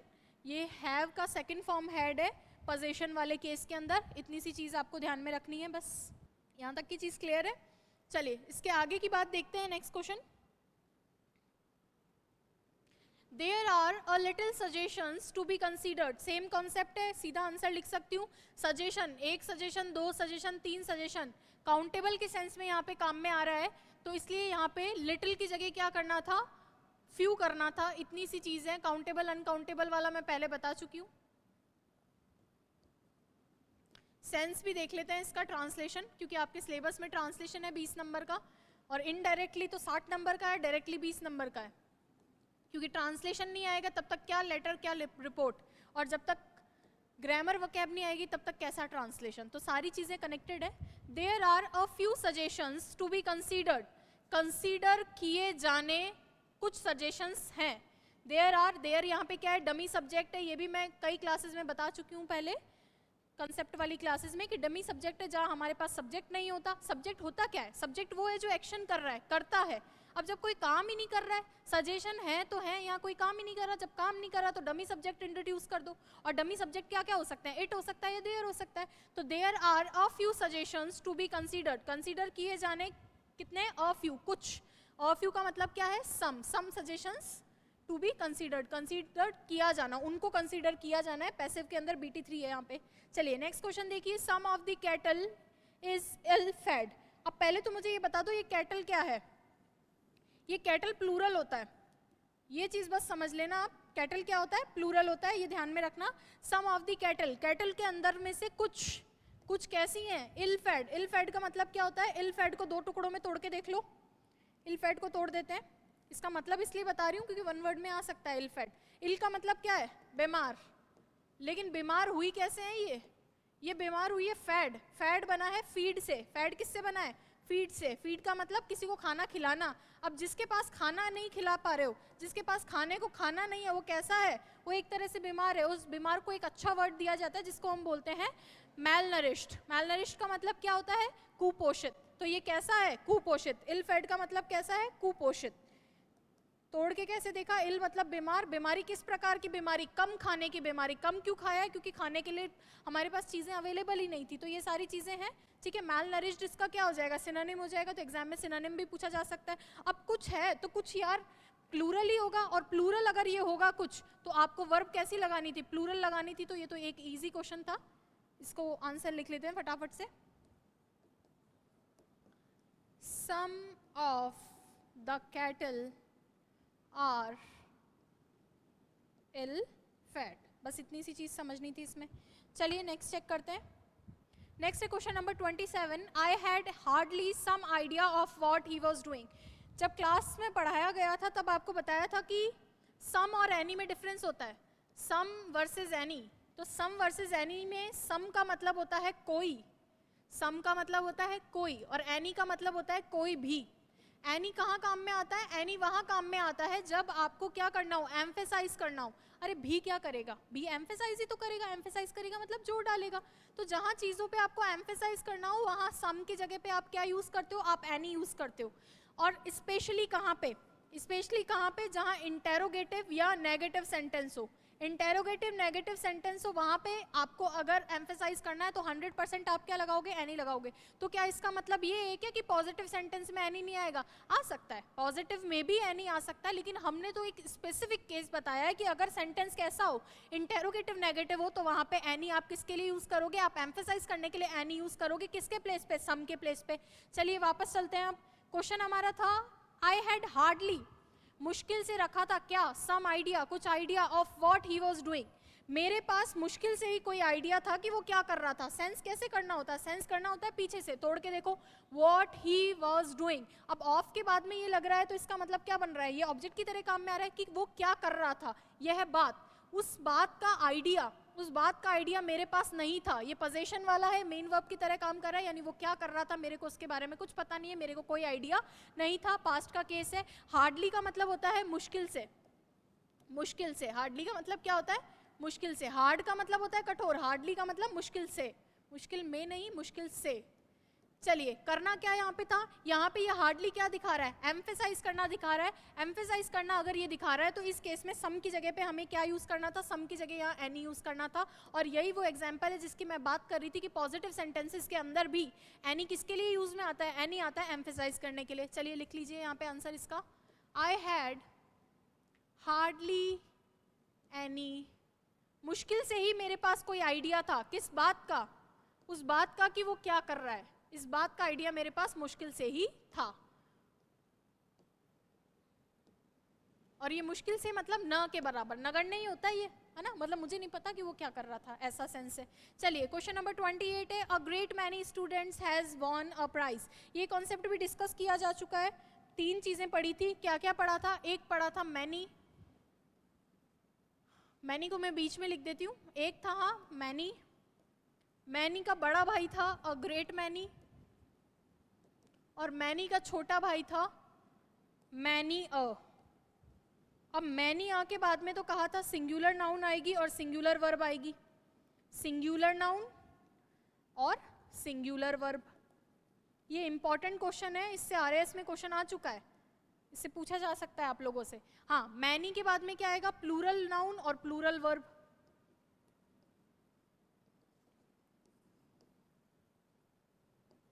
ऊपर है a great many, plural noun plural verb. तो कौन से वाले में सिंगुलर आ रहा है, सिंगुलर आ रहा है लास्ट वाले केस में। लास्ट वाले केस को याद कैसे रखोगे, इसको थोड़ा सा हम अलग ढंग से याद करेंगे। याद मैंने इसको ऐसे किया कि ये आर्टिकल ए दिख रहा है मुझे, और आर्टिकल ए आप जानते हो, शुरू से बार बार कह रही हूँ कि आर्टिकल ए और एन कब काम में लेते हैं, जब चीज़ें सिंगुलर हो, चीज़ें काउंटेबल हो। जब कोई चीज़ सिंगुलर होगी तभी तो आर्टिकल ए और एन लगेगा। तो यहाँ पे आर्टिकल ए से हमें पता चल गया कि सिंगुलर वाला केस है, तो यही वो एकमात्र केस है जहाँ नाउन भी सिंगुलर है और आपकी वर्ब भी सिंगुलर है, इसलिए इसको बस आप ध्यान में रखना, ठीक है, यहाँ नाउन और यहाँ वर्ब। चलिए अब इनमें डिफरेंस क्या है, अ ग्रेट मैनी, मैनी, जब ये सेम ही थे तो इनको अलग अलग क्यों किया, मैनी के प्रभाव को बढ़ाना है, मैनी की जो आपका जितना एम्फेसाइज मैनी कर रहा है उससे ज़्यादा आपको एम्फेसाइज करना है, तो आप अ ग्रेट मैनी, ग्रेट का मतलब भी बढ़ाना ही है। और अगर मैनी के प्रभाव को थोड़ा सा कम करना है, थोड़ा सा माइल्ड करना है उसके इफेक्ट को, तो आप क्या बोलोगे, मैनी अ, क्योंकि सिंगुलर साइड पे जा रहा है, इफेक्ट कम कर रहा है, लेकिन स्टिल इसका मतलब अ लॉट ऑफ ही है, है ना, ढेर सारा ही है, इसका मतलब अभी भी ढेर सारा ही है सिंगुलर से, इसका मतलब ये नहीं है कि अब वो सिंगुलर हो गया। सेंस उसका सेम ही रहेगा, लेकिन उसके प्रभाव को, उसके इफेक्ट को हमने थोड़ा सा माइल्ड कर दिया है। क्लियर है ये मैनी की फैमिली? चलिए वापस आ जाइए यहाँ पे।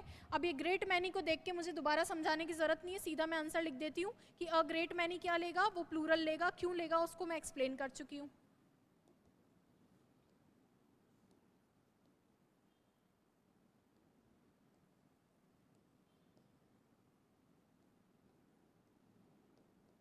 चलिए नेक्स्ट क्वेश्चन देखते हैं, question number 29। Every of the queries has been answered. हर क्वेरी को क्या किया है भाई, आंसर किया जा चुका है। ईच और एवरी बता चुकी हूँ, फिर से बता देती हूँ। ये सारी चीजें फिर से बताने की वजह ये है कि आप लोगों को कैसे भी दिमाग में आ जाए, आपको याद हो रहा है वो चीजें सबसे ऊपर है। बस ये चीज ध्यान में रखना है कि ईच और एवरी का कॉन्सेप्ट कहता क्या है। ईच और एवरी, सबसे पहली चीज तो ध्यान में रखना, सिंगुलर नाउन सिंगुलर वर्ब। सबसे पहली चीज तो जो सबसे ज्यादा इंपॉर्टेंट है वो यही है, क्या? Singular noun singular verb.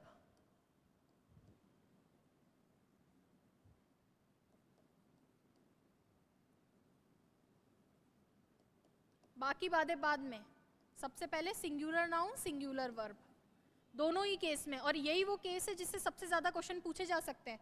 Each persons लिख देगा, एवरी पर्सन्स लिख देगा, पहले उसको आइडेंटिफाई करना है, बात की बातें बाद में करेंगे। डिटर्मिनर बहुत इजी टॉपिक है अगर ढंग से पढ़ा जाए तो।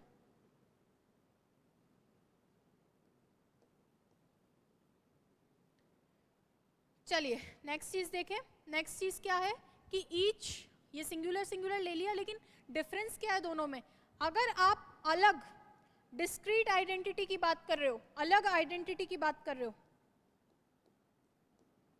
या मैं इसको बोल सकती हूँ डिफरेंट फीचर।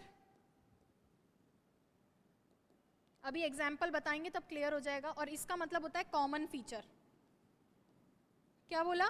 एक है डिस्क्रीट डिफरेंट फीचर और एक है कॉमन फीचर। अगर कॉमन फीचर है उन चीज़ों में तो आप किसका यूज़ करोगे? एवरी का यूज़ करोगे। और डिफरेंट फीचर है तो ईच का यूज़। ठीक है, रटने में नहीं है, समझने में समझते हैं। मैं कह रही हूँ कि I will teach every student. मैं यहाँ खड़ी हूँ तो मेरे लिए अब आप सब लोगों को मैं कॉमनली पढ़ाऊंगी, अलग अलग नहीं पढ़ाऊंगी। तो I will teach every student, सभी स्टूडेंट्स को पढ़ाऊंगी, एक साथ ही पढ़ाऊंगी। ऑनलाइन क्लास ले रही हूँ, एक एक को नहीं पढ़ा सकती। लेकिन मान लीजिए मुझे आप लोगों को पेन देना है, तो अब मुझे पेन देना है तो मेरे को I will give pen to each student. अब मैं ईच स्टूडेंट क्यों बोल रही हूँ? क्योंकि पेन ऐसा नहीं है कि मैं एक दे दूं और आप सारे लोग लिख लो, ऐसा नहीं हो सकता। वो मुझे हर एक आदमी को अलग अलग देना पड़ेगा। या मैं बोल रही हूँ कि बैट्समैन को बैट देना है, तो बैट्समैन को बैट देना, तो एक बैट से तो नहीं खेलेंगे सारे लोग, सबको बैट देना पड़ेगा। तो जब आपको चीज़ों को अलग अलग करना हो या डिफरेंट डिफरेंट फीचर को हाईलाइट करना हो तो उस केस में हम ईच का यूज़ करते हैं। और जब कॉमन फीचर को हाईलाइट करना हो तो उसके अंदर हम एवरी का यूज़ करते हैं। क्लियर है इतनी सी बात? बस यही कॉन्सेप्ट था। बस ध्यान में रखने वाली चीज़ें दो ही बताइए। ईच और एवरी सिंगुलर नाउन लेते हैं, सिंगुलर वर्ब लेते हैं। कॉमन फीचर किस में आएगा? एवरी में आएगा। और आपका जो डिफरेंट फीचर है वो किस में आएगा? वो ईच में आएगा। क्लियर है? एग्जाम्पल ध्यान रखना, बाकी चीज़ें भूल जाओ तो कोई दिक्कत नहीं है। आगे देखते हैं। इसका तो सीधा आप आंसर ही लिख देती हूँ। अब मुझे ये बताओ कि मुझे आपकी क्वेरीज मतलब जो आपको ये डाउट आ रहे हैं, आप कमेंट में डाउट करोगे तो मुझे हर आदमी का अलग डाउट होगा। और हर आदमी का अगर अलग डाउट है तो मुझे उसको आंसर भी अलग अलग करना पड़ेगा। ऐसे नहीं है कि एक ही का डाउट लेकर मैं सबको आंसर कर दूं, सबका सेम आंसर तो नहीं होता है। तो जब क्वेरीज को आपको डील करना है तो ये कॉमन फीचर है या डिफरेंट फीचर है? ये डिफरेंट फीचर है। और डिफरेंट फीचर है तो यहाँ पे ईच का यूज होगा, एवरी का यूज गलत होगा। यही इसका आंसर था, लिख लीजिए।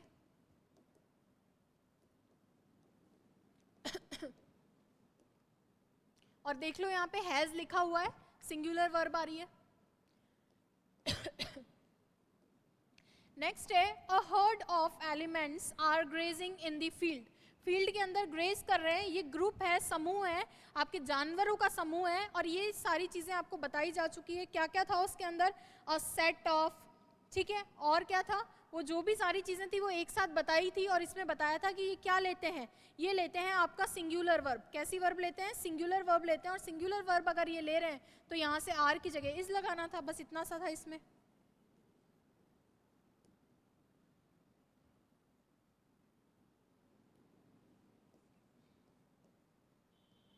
चारा, है ना, ग्रेजिंग चारा को चर रहे हैं, मतलब चारे को खा रहे हैं। कहाँ पे? इन दी फील्ड, फील्ड यानी खेत में। फील्ड कई तरह के फील्ड होते हैं, अब चारा खा रहे हैं तो खेत में ही खा रहे होंगे, रण वाले फील्ड में तो नहीं खा रहे होंगे, है ना। तो ये चीज़ें बस देख के ट्रांसलेशन करना होता है कि ऑब्जेक्ट क्या है। यहाँ तक की बात में समझ में आई? ये a, herd of, a set of, वो जो भी चीज़ें थी, अ पेयर ऑफ, ये सारी डिस्कशन में आ चुकी है कि इनके साथ में क्या आती है? सिंगुलर वर्ब आती है। चलिए नेक्स्ट क्वेश्चन देखते हैं। नेक्स्ट क्वेश्चन आपके जो है ट्रांसलेशन से है। ट्रांसलेशन में 3 कॉन्सेप्ट आपको बताने थे, बताए भी थे। उन ट्रांसलेशन के कॉन्सेप्ट बेस्ड सारे क्वेश्चन थे, मुझे करवाने की ज़रूरत नहीं है, आप लोगों ने ये कर लिए होंगे, लेकिन फिर भी मैं फटाफट आंसर बता देती हूँ ताकि आप लोग अपना मैच कर लें कि आपने क्या किया था। तो 3 कॉन्सेप्ट थे, तीनों कॉन्सेप्ट बेस्ड आप लोगों को ट्रांसलेशन दिया था। एक होते हैं हमारे इम्पेरेटिव सेंटेंस,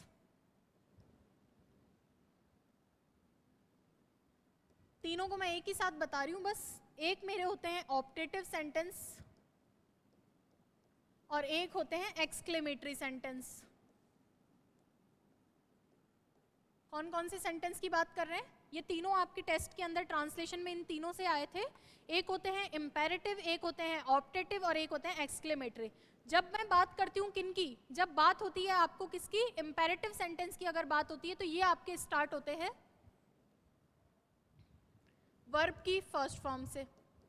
इनमें क्या क्या हो सकता है? इनमें ऑर्डर हो सकता है, इनमें सजेशन हो सकता है, इनमें रिक्वेस्ट हो सकती है, कुछ भी हो सकता है, लेकिन इनको स्टार्ट किससे करना है? इनको स्टार्ट हमें करना है वर्ब की फर्स्ट फॉर्म से। एग्जाम्पल बोल के बता देती हूँ, है ना। बोल के कैसे? जैसे प्लीज गिव मी पेन। अब प्लीज तो मैंने रिक्वेस्ट दिखाने के लिए बोल दिया, लेकिन गिव पर ध्यान दो। क्या बोला मैंने? Please give me pen,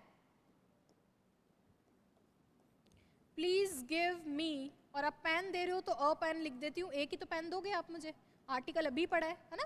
please give me a pen, तो ये इसका एग्जाम्पल हो गया। शट द डोर, दरवाजे को बंद करो। ऑर्डर है आप लोगों के लिए शट द डोर, क्योंकि मैंने प्लीज नहीं लगाया आगे, तो इस केस में भी शट वर्ब की फर्स्ट फॉर्म है। तो इंपेरेटिव सेंटेंस कौन से होते हैं? जो वर्ब की फर्स्ट फॉर्म से स्टार्ट होते हैं और आगे जो भी आपका ऑब्जेक्ट है वो आप लिख देंगे। क्लियर है ये चीज? सेकंड आपके थे ऑप्टेटिव। ऑप्टेटिव कौन से होते हैं? आपको किसी को देना हो आशीर्वाद, ये कौन से वाले हैं? अगर आपको किसी को आशीर्वाद देना हो, क्या सिर्फ आशीर्वाद ही देना है ऑप्टेटिव में? नहीं, आपको अगर किसी को कर्स करना है, कर्स करना मतलब बद्दुआ देनी है, वो भी इसमें ही आता है। आप बोलते हैं ना नर्क में जा, तो नर्क में भेजना हो चाहे स्वर्ग में भेजना हो, कहीं भी भेजना हो, सेंटेंस कौन से होंगे? ऑप्टेटिव होंगे। इसमें क्या होता है? आपकी विश होती है। विश मतलब आपकी कामना होती है। कामना, आप जो भी विश है आपकी, वो ऑप्टेटिव सेंटेंस में आती है। लिखते कैसे हैं? एक मे मॉडल होता है। मंडे से हम लोग मॉडल पढ़ेंगे, उसमें मैं आपको मे मॉडल बताऊंगी। तो मे मॉडल की हेल्प से हम किसी को कर्स करते हैं, किसी को ब्लेसिंग्स देते हैं, तो ये वही वाला केस है। ब्लेसिंग्स या फिर कर्स, जो भी आपको चाहिए, विश आपकी जो भी है, कामना है। एग्जाम्पल लिख दूं, बचपन से एक देखा होगा, मे God bless you. May God bless you, भगवान क्या करे? आपको ब्लेस करे। चलिए नेक्स्ट है आपका एक्सक्लेमेटरी सेंटेंस। किस एक्सक्लेमेशन का मतलब होता है? जिस चीज को देखकर आश्चर्य पैदा हो। क्या पैदा हो? आश्चर्य पैदा हो। जैसे मान लीजिए आप सड़क से गुजर रहे हैं और आपने एक बिल्डिंग देखी, और कितनी बड़ी बिल्डिंग, है ना। कोई चीज को देख के, अब मैं ये नहीं बोल रही हूँ कि कितनी बड़ी है, मैं पूछ नहीं रही हूँ आपसे कि कितनी बड़ी है, आप आश्चर्य जाहिर कर रहे हो कि कितनी बड़ी बिल्डिंग। ऐसे ही जैसे कितनी सुंदर लड़की, तो मैं पूछ नहीं रही हूँ कि लड़की कितनी सुंदर है, मैं बता रही हूँ, ये मेरा एक्सक्लेमेशन है कि वो बहुत ज़्यादा सुंदर है। यहाँ पे इसका मतलब है कि वो बहुत ज़्यादा सुंदर है। इसका मतलब ये नहीं है कि पूछा जा रहा है आपसे कि कितनी सुंदर है। क्लियर है ये चीज़? तो एक्सक्लेमेशन में क्या होता है? एक्सक्लेमेशन आपके अंदर पैदा होता है। इसके एग्जाम्पल्स देख लो। जैसे हमने देखा था सच अ ब्यूटिफुल गर्ल,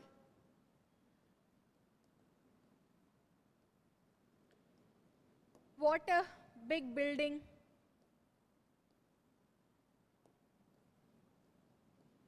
बस इस एक्सक्लेमेशन में एक चीज जो ध्यान रखनी हुई रखनी है कि जब नाउन का जवाब मिलेगा तो व्हाट लिख देना, और जब एडजेक्टिव का जवाब मिलेगा तो हाउ लिख देना। जैसे हाउ बिग इट इज, अब मैंने यहाँ पे हाउ लिखा है क्योंकि मेरी नाउन नहीं आ रही, मेरा एडजेक्टिव आ रहा है, तो हाउ काम करेगा। और इन सब के बाद में एक्सक्लेमेटरी साइन भी आता है, वो कुछ ऐसा होता है। ठीक है, तो ये तीनों कॉन्सेप्ट बेस्ड आपके ट्रांसलेशन थे, तीनों मैं कॉन्सेप्ट बता चुकी हूँ। इन पे बेस्ड आपको प्रैक्टिस करनी थी। अब मैं फटाफट आंसर लिख देती हूँ, आप लोग चेक कर लेना। पहला है मोहन बेंच पर खड़े हो जाओ। मोहन है तो मोहन को मोहन रहने दिया।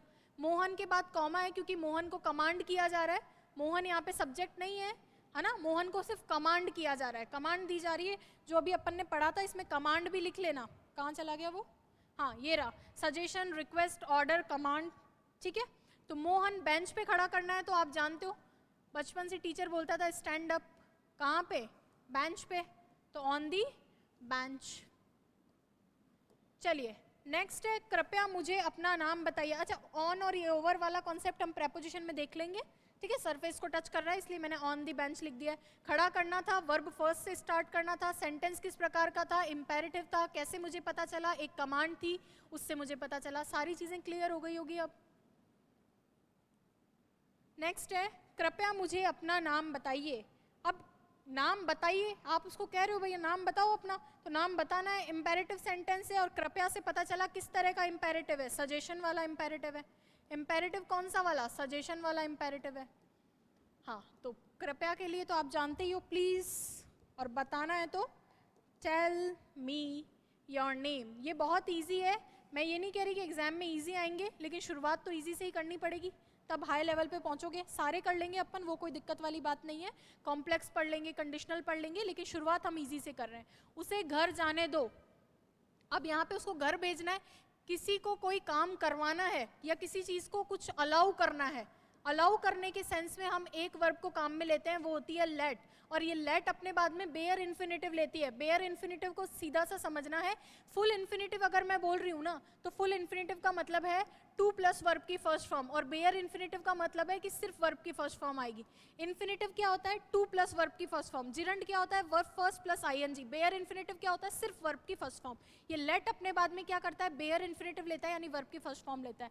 करना क्या है, उसको घर भेजना है। लेट हर, अब आदमी है या महिला है या पुरुष है, जो भी है वो आप चेक कर लेना। लेट हर या लेट हिम गो, जाने दो, कहाँ, घर।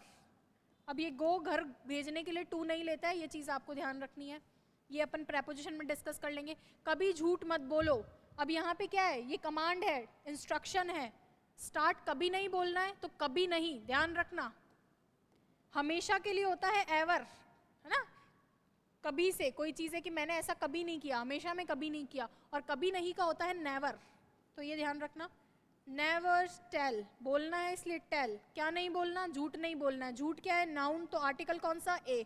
क्लियर है क्या, कई सारे झूठ है, उनमें से किसी एक झूठ की बात करें भैया, कोई सा भी नहीं बोलना है, कोई पर्टिकुलर झूठ तो है नहीं, कोई सा भी नहीं बोलना है, इसलिए हमने इसको नाउन बना के आर्टिकल कौन सा दे दिया, ए दे दिया। चलिए नेक्स्ट है क्वेश्चन नंबर 35, परीक्षा में नकल मत करो। अगेन परीक्षा में नकल नहीं करनी है। अच्छा, कभी नहीं करनी है या अभी नहीं करनी है, कभी नहीं लिखा हुआ है, अगर कभी लिखा हुआ होता तो नेवर करते, कभी नहीं में नेवर लिखते, लेकिन सिर्फ नहीं लिख रखा है, तो मतलब जो भी टेंस है उसके अंदर नॉट लगाना है। तो कौन सा टेंस है, अभी इसको अपन प्रेजेंट में ही रखेंगे। डू नॉट चीट, किसके अंदर, इन दी एग्जाम, जो भी एग्जाम है, आप जो एग्जाम दो उसके अंदर, या परीक्षाओं नहीं है इसलिए इन दी एग्जाम लिख दो। इन एन एग्जाम भी लिख सकते हो अगर एग्जाम डेफिनेट नहीं है तो। वह कितना कमजोर है, ये कौन सा वाला सेंटेंस था, अगेन इंपेरेटिव था, इंपेरेटिव में कमांड दे रहा है या ऑर्डर दे रहा है, वो वाला केस था, ठीक है। इससे पिछले वाला कौन सा था, इससे पिछले वाला भी लिख लेना, ये भी आपको कमांड दे रहा है। इससे पहले वाला क्या था, वो भी कमांड था, इंपेरेटिव था। अभी तक जितने भी किए वो सारे कैसे हैं, इंपेरेटिव है। आगे देखते हैं, आगे है वह कितना कमजोर है, हाउ वीक ही इज। अब इसमें एक चीज मेरे दिमाग में आ रही है कि आप लोगों को यही बता दी जाए कि देखो वीक यहाँ पे क्या है, एडजेक्टिव है। कई लोग पूछते हैं कि यहाँ पे पता कैसे चलता है कि व्हाट लिखूं कि हाउ लिखूं। जब एडजेक्टिव है तो एडजेक्टिव हाउ का जवाब ही देता है। अगर मेरे पास नाउन होती तो मैं व्हाट लिखती। तो एक चीज तो ये क्लियर हो गई, यहाँ हाउ क्यों आया, क्योंकि यहाँ एडजेक्टिव है, ठीक है। अब दूसरी चीज ये कि हमें अक्सर ये चीज दिमाग में फिट की जाती है कि व्हाट हो, हाउ हो, ये WH वर्ड है, तो वो क्वेश्चन वाला सेंटेंस है, और क्वेश्चन वाले सेंटेंस में हेल्पिंग वर्ब आपके सब्जेक्ट से पहले आती है। क्या बोल रही हूँ मैं, ध्यान से सुनना एक बारी। हमारे दिमाग में क्या फिट किया जाता है कि जो WH वर्ड्स होते हैं, हमारा व्हाट, हु, हाउ, ये सारे क्या हैं, इंटेरोगेटिव बनाते हैं, और इंटेरोगेटिव के अंदर हेल्पिंग वर्ब जो होती है सब्जेक्ट से पहले आती है। ध्यान देना, ये इंटेरोगेटिव नहीं है, ये क्या है, ये एक्सक्लेमेटरी है। ये एक्सक्लेमेटरी सेंटेंस है, इसमें जो हेल्पिंग वर्ब होती है वो सब्जेक्ट से पहले नहीं आती, सब्जेक्ट के बाद आती है। ही के बाद में इज आएगा, इज पहले नहीं आएगा। इस चीज को 2-3 बार लिख लो, यहां से एरर बन सकती है। सब्जेक्ट के बाद हेल्पिंग वर्ब, क्या बोला है मैंने? इंटेरोगेटिव सेंटेंस में हेल्पिंग वर्ब सब्जेक्ट से पहले चली जाती है, लेकिन जो एक्सक्लेमेटरी सेंटेंस होते हैं उसमें सब्जेक्ट के बाद ही रहती है। क्लियर है? नेक्स्ट देखते हैं। आहा हम तो मैच जीत गए, तो ये कोई मज़े वाली बात है? तो ठीक है, हुर्रे हुर्रे, जीत गए हैं। कौन सा टेंस है? गया है, काम हो चुका है, परफेक्ट है, यानी काम परफेक्ट हो चुका है। तो वी हैव, और अभी परफेक्ट हुआ है प्रेजेंट में, we have won the match. किस प्रकार का सेंटेंस है भैया? ये सेंटेंस है आप लोगों का एक्सक्लेमेटरी। हमें पता नहीं था कि हम जीत जाएंगे, लेकिन हम जीत गए। नेक्स्ट है कितना भयानक दृश्य है। कितना भयानक है पूछ नहीं रहा है, वो बता रहा है कि बहुत ज्यादा भयानक है। तो हाउ, अच्छा दृश्य बोल दिया तो नाउन दे दी, दृश्य बोल दिया तो नाउन दे दी, दृश्य नहीं होता तो नाउन नहीं लगाते। तो what a terrible sight it is लिख सकते हो, है ना, या what a terrible sight भी लिख सकते हो। it is लिखना चाहो तो लिख देना, नहीं लिखना चाहो तो हटा देना। अच्छा, इसी का ही अगर मैं सेम एक चीज और करवाती हूँ, अगर यहाँ पे लिखा हुआ होता कितना भयानक है, तब यहाँ पे दृश्य नहीं है तो आप इसको क्या बनाते? एडजेक्टिव बनाते। तो हाउ टेरेबल इट इज, और तब ये ए भी हटा दिया। ए क्यों हटाया है? क्योंकि ए किसके लिए आता है? एडजेक्टिव के लिए नहीं आता, नाउन के लिए आता है। तो सारी चीज़ें कितनी रिलेटेड है इंग्लिश में, फिर भी इंग्लिश से हमें डर लगता है। सारी चीज़ें कनेक्टेड है, आर्टिकल यहाँ कनेक्ट हो रहा है, आर्टिकल में हम दूसरी चीज़ें कनेक्ट कर रहे थे। तो इनको बस एक बार समझने की कोशिश करो, जो चीज़ नहीं समझ में आती है कॉमेंट में कर दिया करो, उसको वापस समझा देंगे। नेक्स्ट है ईश्वर तुम्हारे बच्चे की रक्षा करे। अभी बताया था आपको ऑप्टेटिव सेंटेंस किस प्रकार का सेंटेंस है, ये आपका ऑप्टेटिव सेंटेंस है। ऑप्टेटिव क्या होता है? आशीर्वाद देते हैं। यहाँ आशीर्वाद दे रहे हो या श्राप दे रहे हो? आशीर्वाद ही दे रहे हो। कर्स भी लेकिन ऑप्टेटिव में दे सकते हैं, है ना। गो टू हेल, नर्क में जाओ, तो वो कर्स है। ईश्वर तुम्हारे बच्चे की रक्षा करे, तो ये वाला जो कॉन्सेप्ट है, ये जो ट्रांसलेशन है, जब हम पढ़ेंगे मॉडल्स मंडे से, उसके अंदर इसको देखेंगे। May God protect your child. एक ही बच्चा है ना, बच्चों नहीं है, बच्चा है, एक ही है, इसलिए may God protect your child. अब यहाँ पे मैंने प्रोटेक्ट क्यों लिखा है? क्योंकि रक्षा मेरी क्या है? वर्ब है। क्लियर है? ईश्वर हमारे राजा को चिरायु करे। चिरायु करे मतलब उसके जीवन को बढ़ा दे चिरकाल के लिए, लंबे समय तक। तो मे अगेन आपका ऑप्टेटिव सेंटेंस है। May God bless our king, हमारे राजा को किससे ब्लेस करना है? With longevity. लॉन्गेविटी का मतलब क्या होता है? लॉन्गेविटी लिख दो, चाहे लॉन्ग लाइफ लिख दो। क्या लिख दो? Long life. दोनों एक दूसरे के सिनोनिम है, देख लेना। लॉन्गेविटी न्यू वर्ड है, या तो लॉन्ग लाइफ बोल दो या लॉन्गेविटी बोल दे। इसका मतलब क्या है? कि हमारे राजा को चिरायु करे। तो ईश्वर हमारे राजा को ब्लेस करे, किससे? लंबी आयु से ब्लेस करे। क्लियर है यहाँ तक की बात? चलिए, अब हमारे सामने है पैसेज। पैसेज को मैं पूरा पढ़ के आपको एक्सप्लेन कर देती हूँ। ये देखो 2013 या 16 में आया हुआ है, शायद 16 में आया हुआ पैसेज है ये एग्जाम में। 2016 के अंदर ये पैसेज आया हुआ है, तो 2016 में आया हुआ है। तो इम्पॉर्टेंट इसलिए है कि हमें एक आइडिया तो लगे कि इसको पढ़ते कैसे। मैं प्रीवियस ईयर पैसेज इसलिए टेस्ट में दिया है ताकि आपको सारे प्रीवियस ईयर करवा दें। क्लासरूम में भी प्रीवियस ईयर करवा रही हूँ, कोई एडिशनल चीज़ नहीं करवा रही हूँ, ताकि एक तो एग्जाम पैटर्न का पता चले, दूसरी चीज़ प्रीवियस ईयर कर लेते तो थोड़ा सा कॉन्फिडेंस आ जाता है। इसलिए इसको मैं पढ़ के एक बार ही आपको ट्रांसलेट कर देती हूँ। और कैसे ट्रांसलेट करना होता है, क्योंकि हिंदी वाले सेक्शन में 10 नंबर का क्वेश्चन आता है, इंग्लिश टू हिंदी ट्रांसलेशन, वो भी इससे क्लियर हो जाएगा आप लोगों का। तो एक बार मैं इसको ट्रांसलेट कर देती हूँ, ध्यान से देखना एक एक चीज़, क्योंकि ये बहुत थोड़ा सा एब्स्ट्रैक्ट टाइप का है। Scientists tell us that without the presence of the cohesive force among the atoms that comprise this world, it would crumble to pieces and we would cease to be. And even as there is cohesive force that binds matter, so must there be in all things animate. मैं कह रही हूँ इस पूरे को पढ़ना ही नहीं है, छोड़ो, मैं तो इसको टुकड़ों में तोड़ूंगी, थोड़ा थोड़ा करके पढ़ लेंगे। सबसे पहले ये देखा मैंने, scientist tell us. Scientist plural है, टेल अस हमें बताते हैं, प्रेजेंट में बताते हैं। क्लियर है ये चीज़? तो साइंटिस्ट हमें बताते हैं, क्या बताते हैं? कि without the presence of the cohesive force, cohesive force है ना, जो आपस में चिपका के रखता है, उस फोर्स की बात कर रहे हैं। तो उस फोर्स के प्रेजेंस के बिना, without the presence of the cohesive force का मतलब ये जो फोर्स है कोहेसिव फोर्स, इसकी प्रेजेंस, इसकी उपस्थिति के बिना अमंग द एटम्स, कहाँ पे इसकी उपस्थिति, एटम्स के बीच में, अमंग का मतलब क्या होता है, एटम्स के बीच में, के बीच में, दो लोगों के बीच में, बिटवीन, दो से ज्यादा लोगों के बीच में, अमंग, क्लियर है क्या, चीजें इनडेफिनेट हो तब का केस है ये। अब दैट ये किसके लिए आया है, इस एटम के लिए आया है, इसको ही और आगे बढ़ा रहा है, दैट कंप्राइज दिस वर्ल्ड, वो एटम जो इस वर्ल्ड को कंप्राइज करते हैं, इस वर्ल्ड को बनाते हैं। अरे ये दुनिया किससे बनी हुई है, दुनिया एटम से बनी हुई है, और ये एटम क्या, ये एटम जो है बीच में है, किसके बीच में है, इन कोहेसिव फोर्सेस के बीच में। तो इसको फिर से देख लो एक बारी, साइंटिस्ट हमें बताते हैं कि बिना किस की प्रेजेंस के, कोहेसिव फोर्स के प्रेजेंस के बिना, उसकी उपस्थिति के बिना, और कहाँ पे ये कोहेसिव फोर्स, एटम्स के बीच में जो ये कोहेसिव फोर्स है, अगर ये नहीं होगा तो it would crumble to pieces. किसके लिए ये इट आया, इस संसार के लिए आया है कि अगर चीजों के बीच में कोहेसिव फोर्स नहीं होगा तो क्या हो जाएगा, क्रम्बल हो जाएगा, टूट जाएगा, क्या टूटेगा, संसार टूटेगा।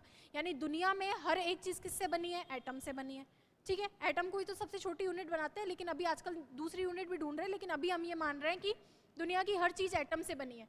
क्लियर है यहाँ तक की बात, एटम से चीजें बनी हुई है, और एटम्स के बीच में आपस में कोहेसिव फोर्स होता है। क्या करता है, ये उनको आपस में बांध के रखता है। अगर आज ये फोर्स नहीं होता है तो सारी दुनिया टूट जाएगी। मैं कह रही हूँ एक टेबल है, टेबल के बीच में कोहेसिव फोर्स है एटम्स के बीच में, इसलिए वो जुड़ी हुई है। अगर वो नहीं होता तो आज टेबल बिखर जाती, ऐसी सारी चीजें, पूरी दुनिया ही बिखर जाती, कुछ रहता ही नहीं। तो इतनी बात समझ में आई कि it would crumble to pieces, pieces के अंदर ये टूट जाएगा, and we would cease to be, और सीज हो जाएंगे। सीज आप जानते होंगे कि जैसे सीज फायर हो जाता है, तो यानी रुक जाएंगे। हम किसके लिए रुक जाएंगे, टू बी, होने के लिए। होने के लिए यहाँ पे इसका मतलब है कि हमारा जो अस्तित्व है वो होना रुक जाएगा। इसका मतलब जब ये एटम्स के बीच में जब ये कोहेसिव फोर्स ही नहीं होगा तो फिर हम कैसे, हम भी बिखर जाएंगे, दुनिया भी बिखर जाएगी। आगे देखें, and even as there is cohesive force that bind matter, so must there be in all things animate. Animate का मतलब होता है सजीव। क्या होता है, सजीव, संजीव नहीं, सजीव। तो यहाँ पे ये कहना चाह रहा है कि जैसे कोहेसिव फोर्स होता है दैट, जो कि बाइंड्स, बांधता है किसको, मैटर को, तो वहां सो मस्ट देयर भी, इन्वर्जन हुआ है, वहां पर होना चाहिए, क्या होना चाहिए, थिंग्स में भी। कौन सी थिंग्स में, सजीवों में। जैसे दुनिया की हर चीज में, जैसे दुनिया की हर निर्जीव चीज में, मान लो अगर यहाँ पे ये कोहेसिव फोर्स है तो सजीवों में भी होना चाहिए। यानी मैं कह रही हूँ कि सारा संसार इस कोहेसिव फोर्स से बंधा हुआ है, तो इंसानों में या जो सजीव चीजें हैं, जितनी भी सजीव चीजें, उनमें भी कोहेसिव फोर्स होना चाहिए, ये कहना चाह रहा है। आगे कह रहा है ये, the name for that cohesive force among animate being is love. और जो नाम है किसके लिए, फॉर दैट कोहेसिव फोर्स, उस फोर्स के लिए, सजीवों के अंदर जो वो कोहेसिव फोर्स है उसको क्या बोलते हैं हम, उसको बोलते हैं लव। यानी सजीवों के अंदर जो वो फोर्स है, जो बल है, जो उनको आपस में बांध के रखता है, उसको क्या बोलते हैं, लव बोलते हैं, प्रेम बोलते हैं। We have to learn to use that force, and in the use of it consists our knowledge of God. We have to learn to use this force. हमें सीखना है, we have to मतलब हमें करना है, क्या करना है, to learn to use that force, इस फोर्स को यूज करना हमें सीखना है। And in the use of it, और इसके इस्तेमाल में, consist our knowledge of God, और इसके इस्तेमाल में ही हम सीखते हैं कि भगवान का ज्ञान क्या है। तो दुनिया के अंदर सारी चीजें किससे बनी हुई है, कोहेसिव फोर्स से जुड़ी हुई हैं। बाइंड्स मतलब बंधी हुई है, सारी चीजें कोहेसिव फोर्स से बंधी हुई है। अच्छा, बंधी हुई है, बहुत अच्छी बात है। फिर सेकंड बात उसने बोली कि सारी चीजें बंधी हुई है, तो सजीवों के बीच में भी एक ऐसा फोर्स है, बिल्कुल है। उस फोर्स को क्या नाम दिया, उस फोर्स को लव नाम दिया। यानी सारे सजीव भी आपस में किस चीज से जुड़े हुए, लव से जुड़े हुए। फिर वो कह रहा है कि ये जो प्यार है, इस प्यार को आपको जो है क्या लिख रखा है यहाँ पे, वी हैव टू लर्न, इसको इस्तेमाल करना हमें सीखना है कि इसको कैसे यूज करना है। और इस्तेमाल करना ही नहीं सीखना है, इसके यूज के अंदर ही भगवान का ज्ञान छुपा हुआ है, भगवान का नॉलेज छुपा हुआ है, इसके इस्तेमाल में ही। आगे लिख रखा है, where there is love there is life, कि जहाँ पे प्यार होता है वहाँ पे जीवन होता है। यहाँ पे कॉमा लगा लेना। हेट्रेड लीड्स टू डिस्ट्रक्शन, और जो नफरत होती है, हेट्रेड का मतलब नफरत, नफरत क्या करती है, लीड्स, बढ़ावा देती है, आगे बढ़ाती है, जन्म देती है, किसको, डिस्ट्रक्शन को, तबाही को। यानी प्यार से ही जीवन चलता है, जहाँ प्यार है वहीं जीवन है, और जहाँ पे नफरत है वहाँ क्या हो जाता है, डिस्ट्रक्शन आ जाता है, तबाही आ जाती है। Only with love would a well ordered be intelligible and life worth living.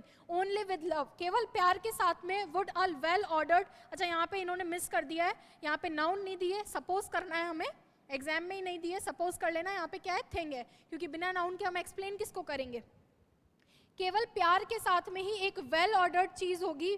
एक वेल ऑर्डर्ड चीज कैसी होगी? इंटेलिजिबल। इंटेलिजिबल होगी क्या? एक वेल ऑर्डर्ड, एक सुव्यवस्थित चीज इंटेलिजिबल हो जाएगी किसके साथ में? केवल प्यार के साथ में ही। एंड लाइफ वर्थ लिविंग, और जीवन कैसा हो जाएगा? जीने लायक, मूल्य, उसका जीवन का मूल्य लगने लग जाएगा। जीवन में मजा ही तब आएगा जब वहां प्यार हो। All the teachers that have lived have praised this law. All the teachers, सारे टीचर, कौन से टीचर? दैट हैव लिव्ड, जो अब तक जन्मे हैं, जितने भी टीचर अभी तक हुए हैं, हैव प्रीच्ड, उन्होंने सिखाया है। क्या सिखाया है? This law. कौन सा लॉ? ये दिस किसकी बात हो रही है? ये लव लॉ की बात हो रही है। विद मोर और less, with this same. Same क्या है आगे? ठीक है, सेम जो भी है इसी चीज के साथ में सिखाया है। क्या सिखाया है? ऑल, सारे टीचर्स जो अभी तक जन्मे हैं उन्होंने सिखाया है। क्या सिखाया है? यही लॉ सिखाया है। किसके साथ सिखाया है वो आगे दिख नहीं रहा है। चलिए नेक्स्ट देखते हैं। If love was not the law of life, life would not have persisted in the midst of death. अगर लव नहीं होता, लव क्या नहीं होता? Law of life. अगर प्यार जीवन का लॉ नहीं होता, life would not have, life नहीं होती क्या?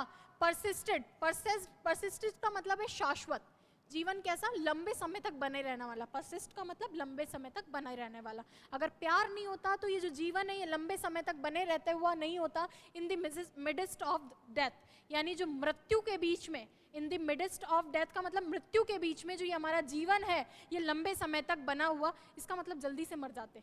प्यार ही नहीं होता। आप सोचो, आपस में हम सबके बीच में सिर्फ कॉन्फ्लिक्ट्स हैं, सिर्फ लड़ाइयाँ हैं, कोई प्यार नहीं है, तो आपस में मार मार के जीवन तुरंत मार के और जीवन खत्म, है ना? तो हमारा जीवन कभी होता ही नहीं, सिर्फ क्या होती? डेथ होती। लेकिन ये प्यार एग्जिस्ट कर रहा है, इसी वजह से हम सारे लोग आपस में एग्जिस्ट कर रहे हैं। अब ये प्यार किसी के बीच में भी हो सकता है। हमारा नेचर के साथ प्यार है इसलिए नेचर सस्टेन कर रहा है। हमारा एनिमल्स के साथ में प्यार है इसलिए एनिमल जी रहे, वरना मार मार के उनको खत्म कर देते और आपस में भी मार मार के खत्म कर देते। यही वाली बात है। चलिए, life is the perpetual triumph over the grave. Grave का मतलब है कब्र। ग्रेव का मतलब होता है कब्र।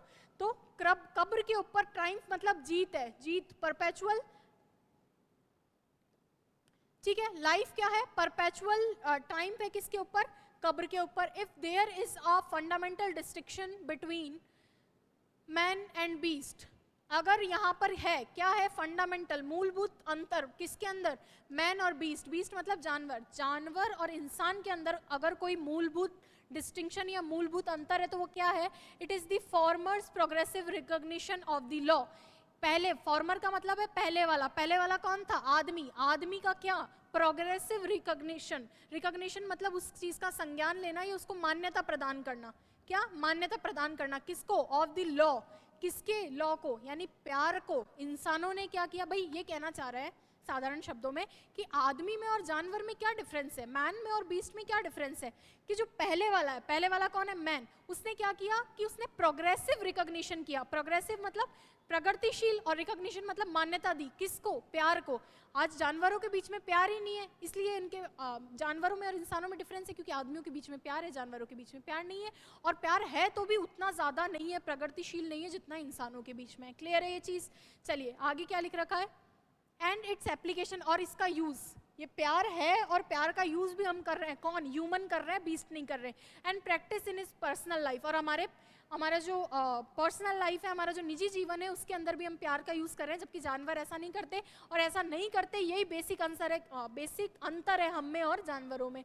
All the saints of the world, ancient and modern, सारे जो सेंट्स है, सारे सेंट्स का मतलब जितने भी हमारे संत महात्मा हैं, दुनिया के, पुराने समय के, नए समय के, ये सब यहाँ लिख रखा है। दुनिया के सारे सेंट, पुराने समय के, नए समय के, अप्रूव करते हैं किसको? ऑफ दिस सुप्रीम लॉ, इस लॉ को, ये जो सबसे ऊपर वाला लॉ है, और लॉ कौन सा है? लव है, उसको। ऑफ आर बीइंग, हम लोगों का जो ये सबसे बड़ा वाला लॉ है, इसको सब अप्रूव करते हैं। संत महात्मा भी तो यही कहते हैं कि आपस में भाईचारे से रहो, प्रेम पूर्वक रहो, लड़ो मत, कॉन्फ्लिक्ट मत करो। दैट द ब्रूट इन अस, हम में जो ब्रूट मतलब हमारे में जो दुष्टता है ना? दुष्टता है, ये जो हम में, ये जो दुष्ट है, in us seems so often to gain an easy time, हमारे अंदर कई बार क्या होता है कि प्राय गेन करने के लिए, क्या आसानी से कोई जीत मिल जाती है ना, तो हम उसको दुष्टता भी कर लेते हैं। ठीक है ना? हमें ऐसा प्रतीत होता है कि हमारे अंदर, मान लीजिए कि जैसे मान लीजिए कोई कंपटीशन चल रहा है, ठीक है, कंपटीशन चल रहा है, एक रेस चल रही है, रेस में क्या हुआ, आप भी दौड़ रहे हो, मैं भी दौड़ रही हूँ, लेकिन मेरे अंदर अगर दुष्टता है तो मैं क्या करूंगी, टांग अड़ा के पास वाले को गिरा दूंगी, ठीक है, गिरा दिया तो इससे मैं जीत तो जाऊंगी एक बार के लिए। तो ये वही केस है कि हमारे अंदर जो दुष्ट होता है, ठीक है, वो प्राय एक अनईजी ट्रायम्फ यानी आसानी से मिलने वाली जीत को प्राप्त करने के लिए इज ट्रू इनफ, ये बात पर्याप्त है कि हमारे अंदर हम कई बार जीत जाते हैं। ये बात ट्रू इनफ का मतलब ये बात पर्याप्त है कि कई बार हम दुष्टता करने से जीत जाते हैं। बट लेकिन that doesn't disprove this law, लेकिन इसका मतलब नहीं है कि वहाँ प्यार नहीं है, या इस लॉ को वो डिस्प्रूव नहीं करता। और लॉ कौन सा है, प्यार वाला ही लॉ चल रहा है, इतना ज़्यादा हो गया ये। It shows the difficulty of practising it, और ये दिखाता है क्या, डिफिकल्टी इसको प्रैक्टिस करने की। क्लियर है क्या? आई होप आप लोगों को ये समझ में आया हो। क्वेश्चंस हैं यहाँ पे लोगों को करने हैं, मैं तो बस एक बारी पढ़ के बता देती हूँ उनमें लिखना क्या है, ठीक है। पहला क्या कह रहा है, what is the force the writer is talking about, किस फोर्स की बात कर रहा है, तो ये तो लव की बात कर रहा था इतनी देर से। How does it bind things animate, ये चीज़ों को कैसे बांध करके रखता है, क्योंकि जहाँ प्यार है वहीं क्या है, वहीं जीवन है, और जहाँ प्यार नहीं है वहाँ डिस्ट्रक्शन है। बांधने के लिए क्या करता है, हम इसका इस्तेमाल करते हैं, है ना। और कैसे बांध के रखता है, हम आपस के अंदर भाईचारे से रहते हैं, सहयोग से रहते हैं, ठीक है। एग्जैक्ट इसका आंसर नहीं मिले तो इधर उधर का करके बट लिखना है आपको।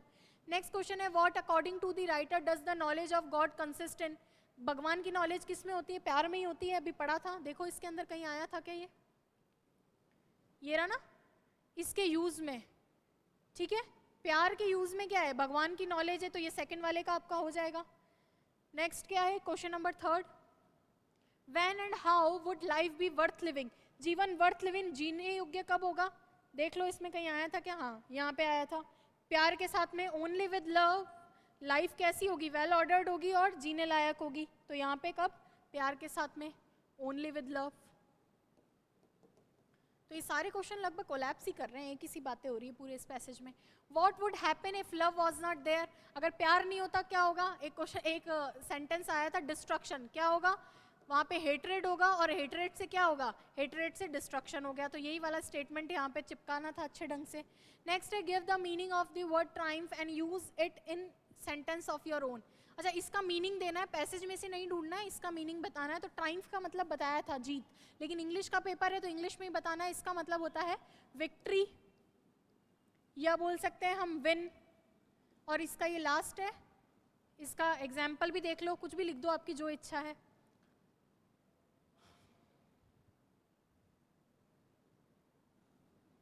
The army will triumph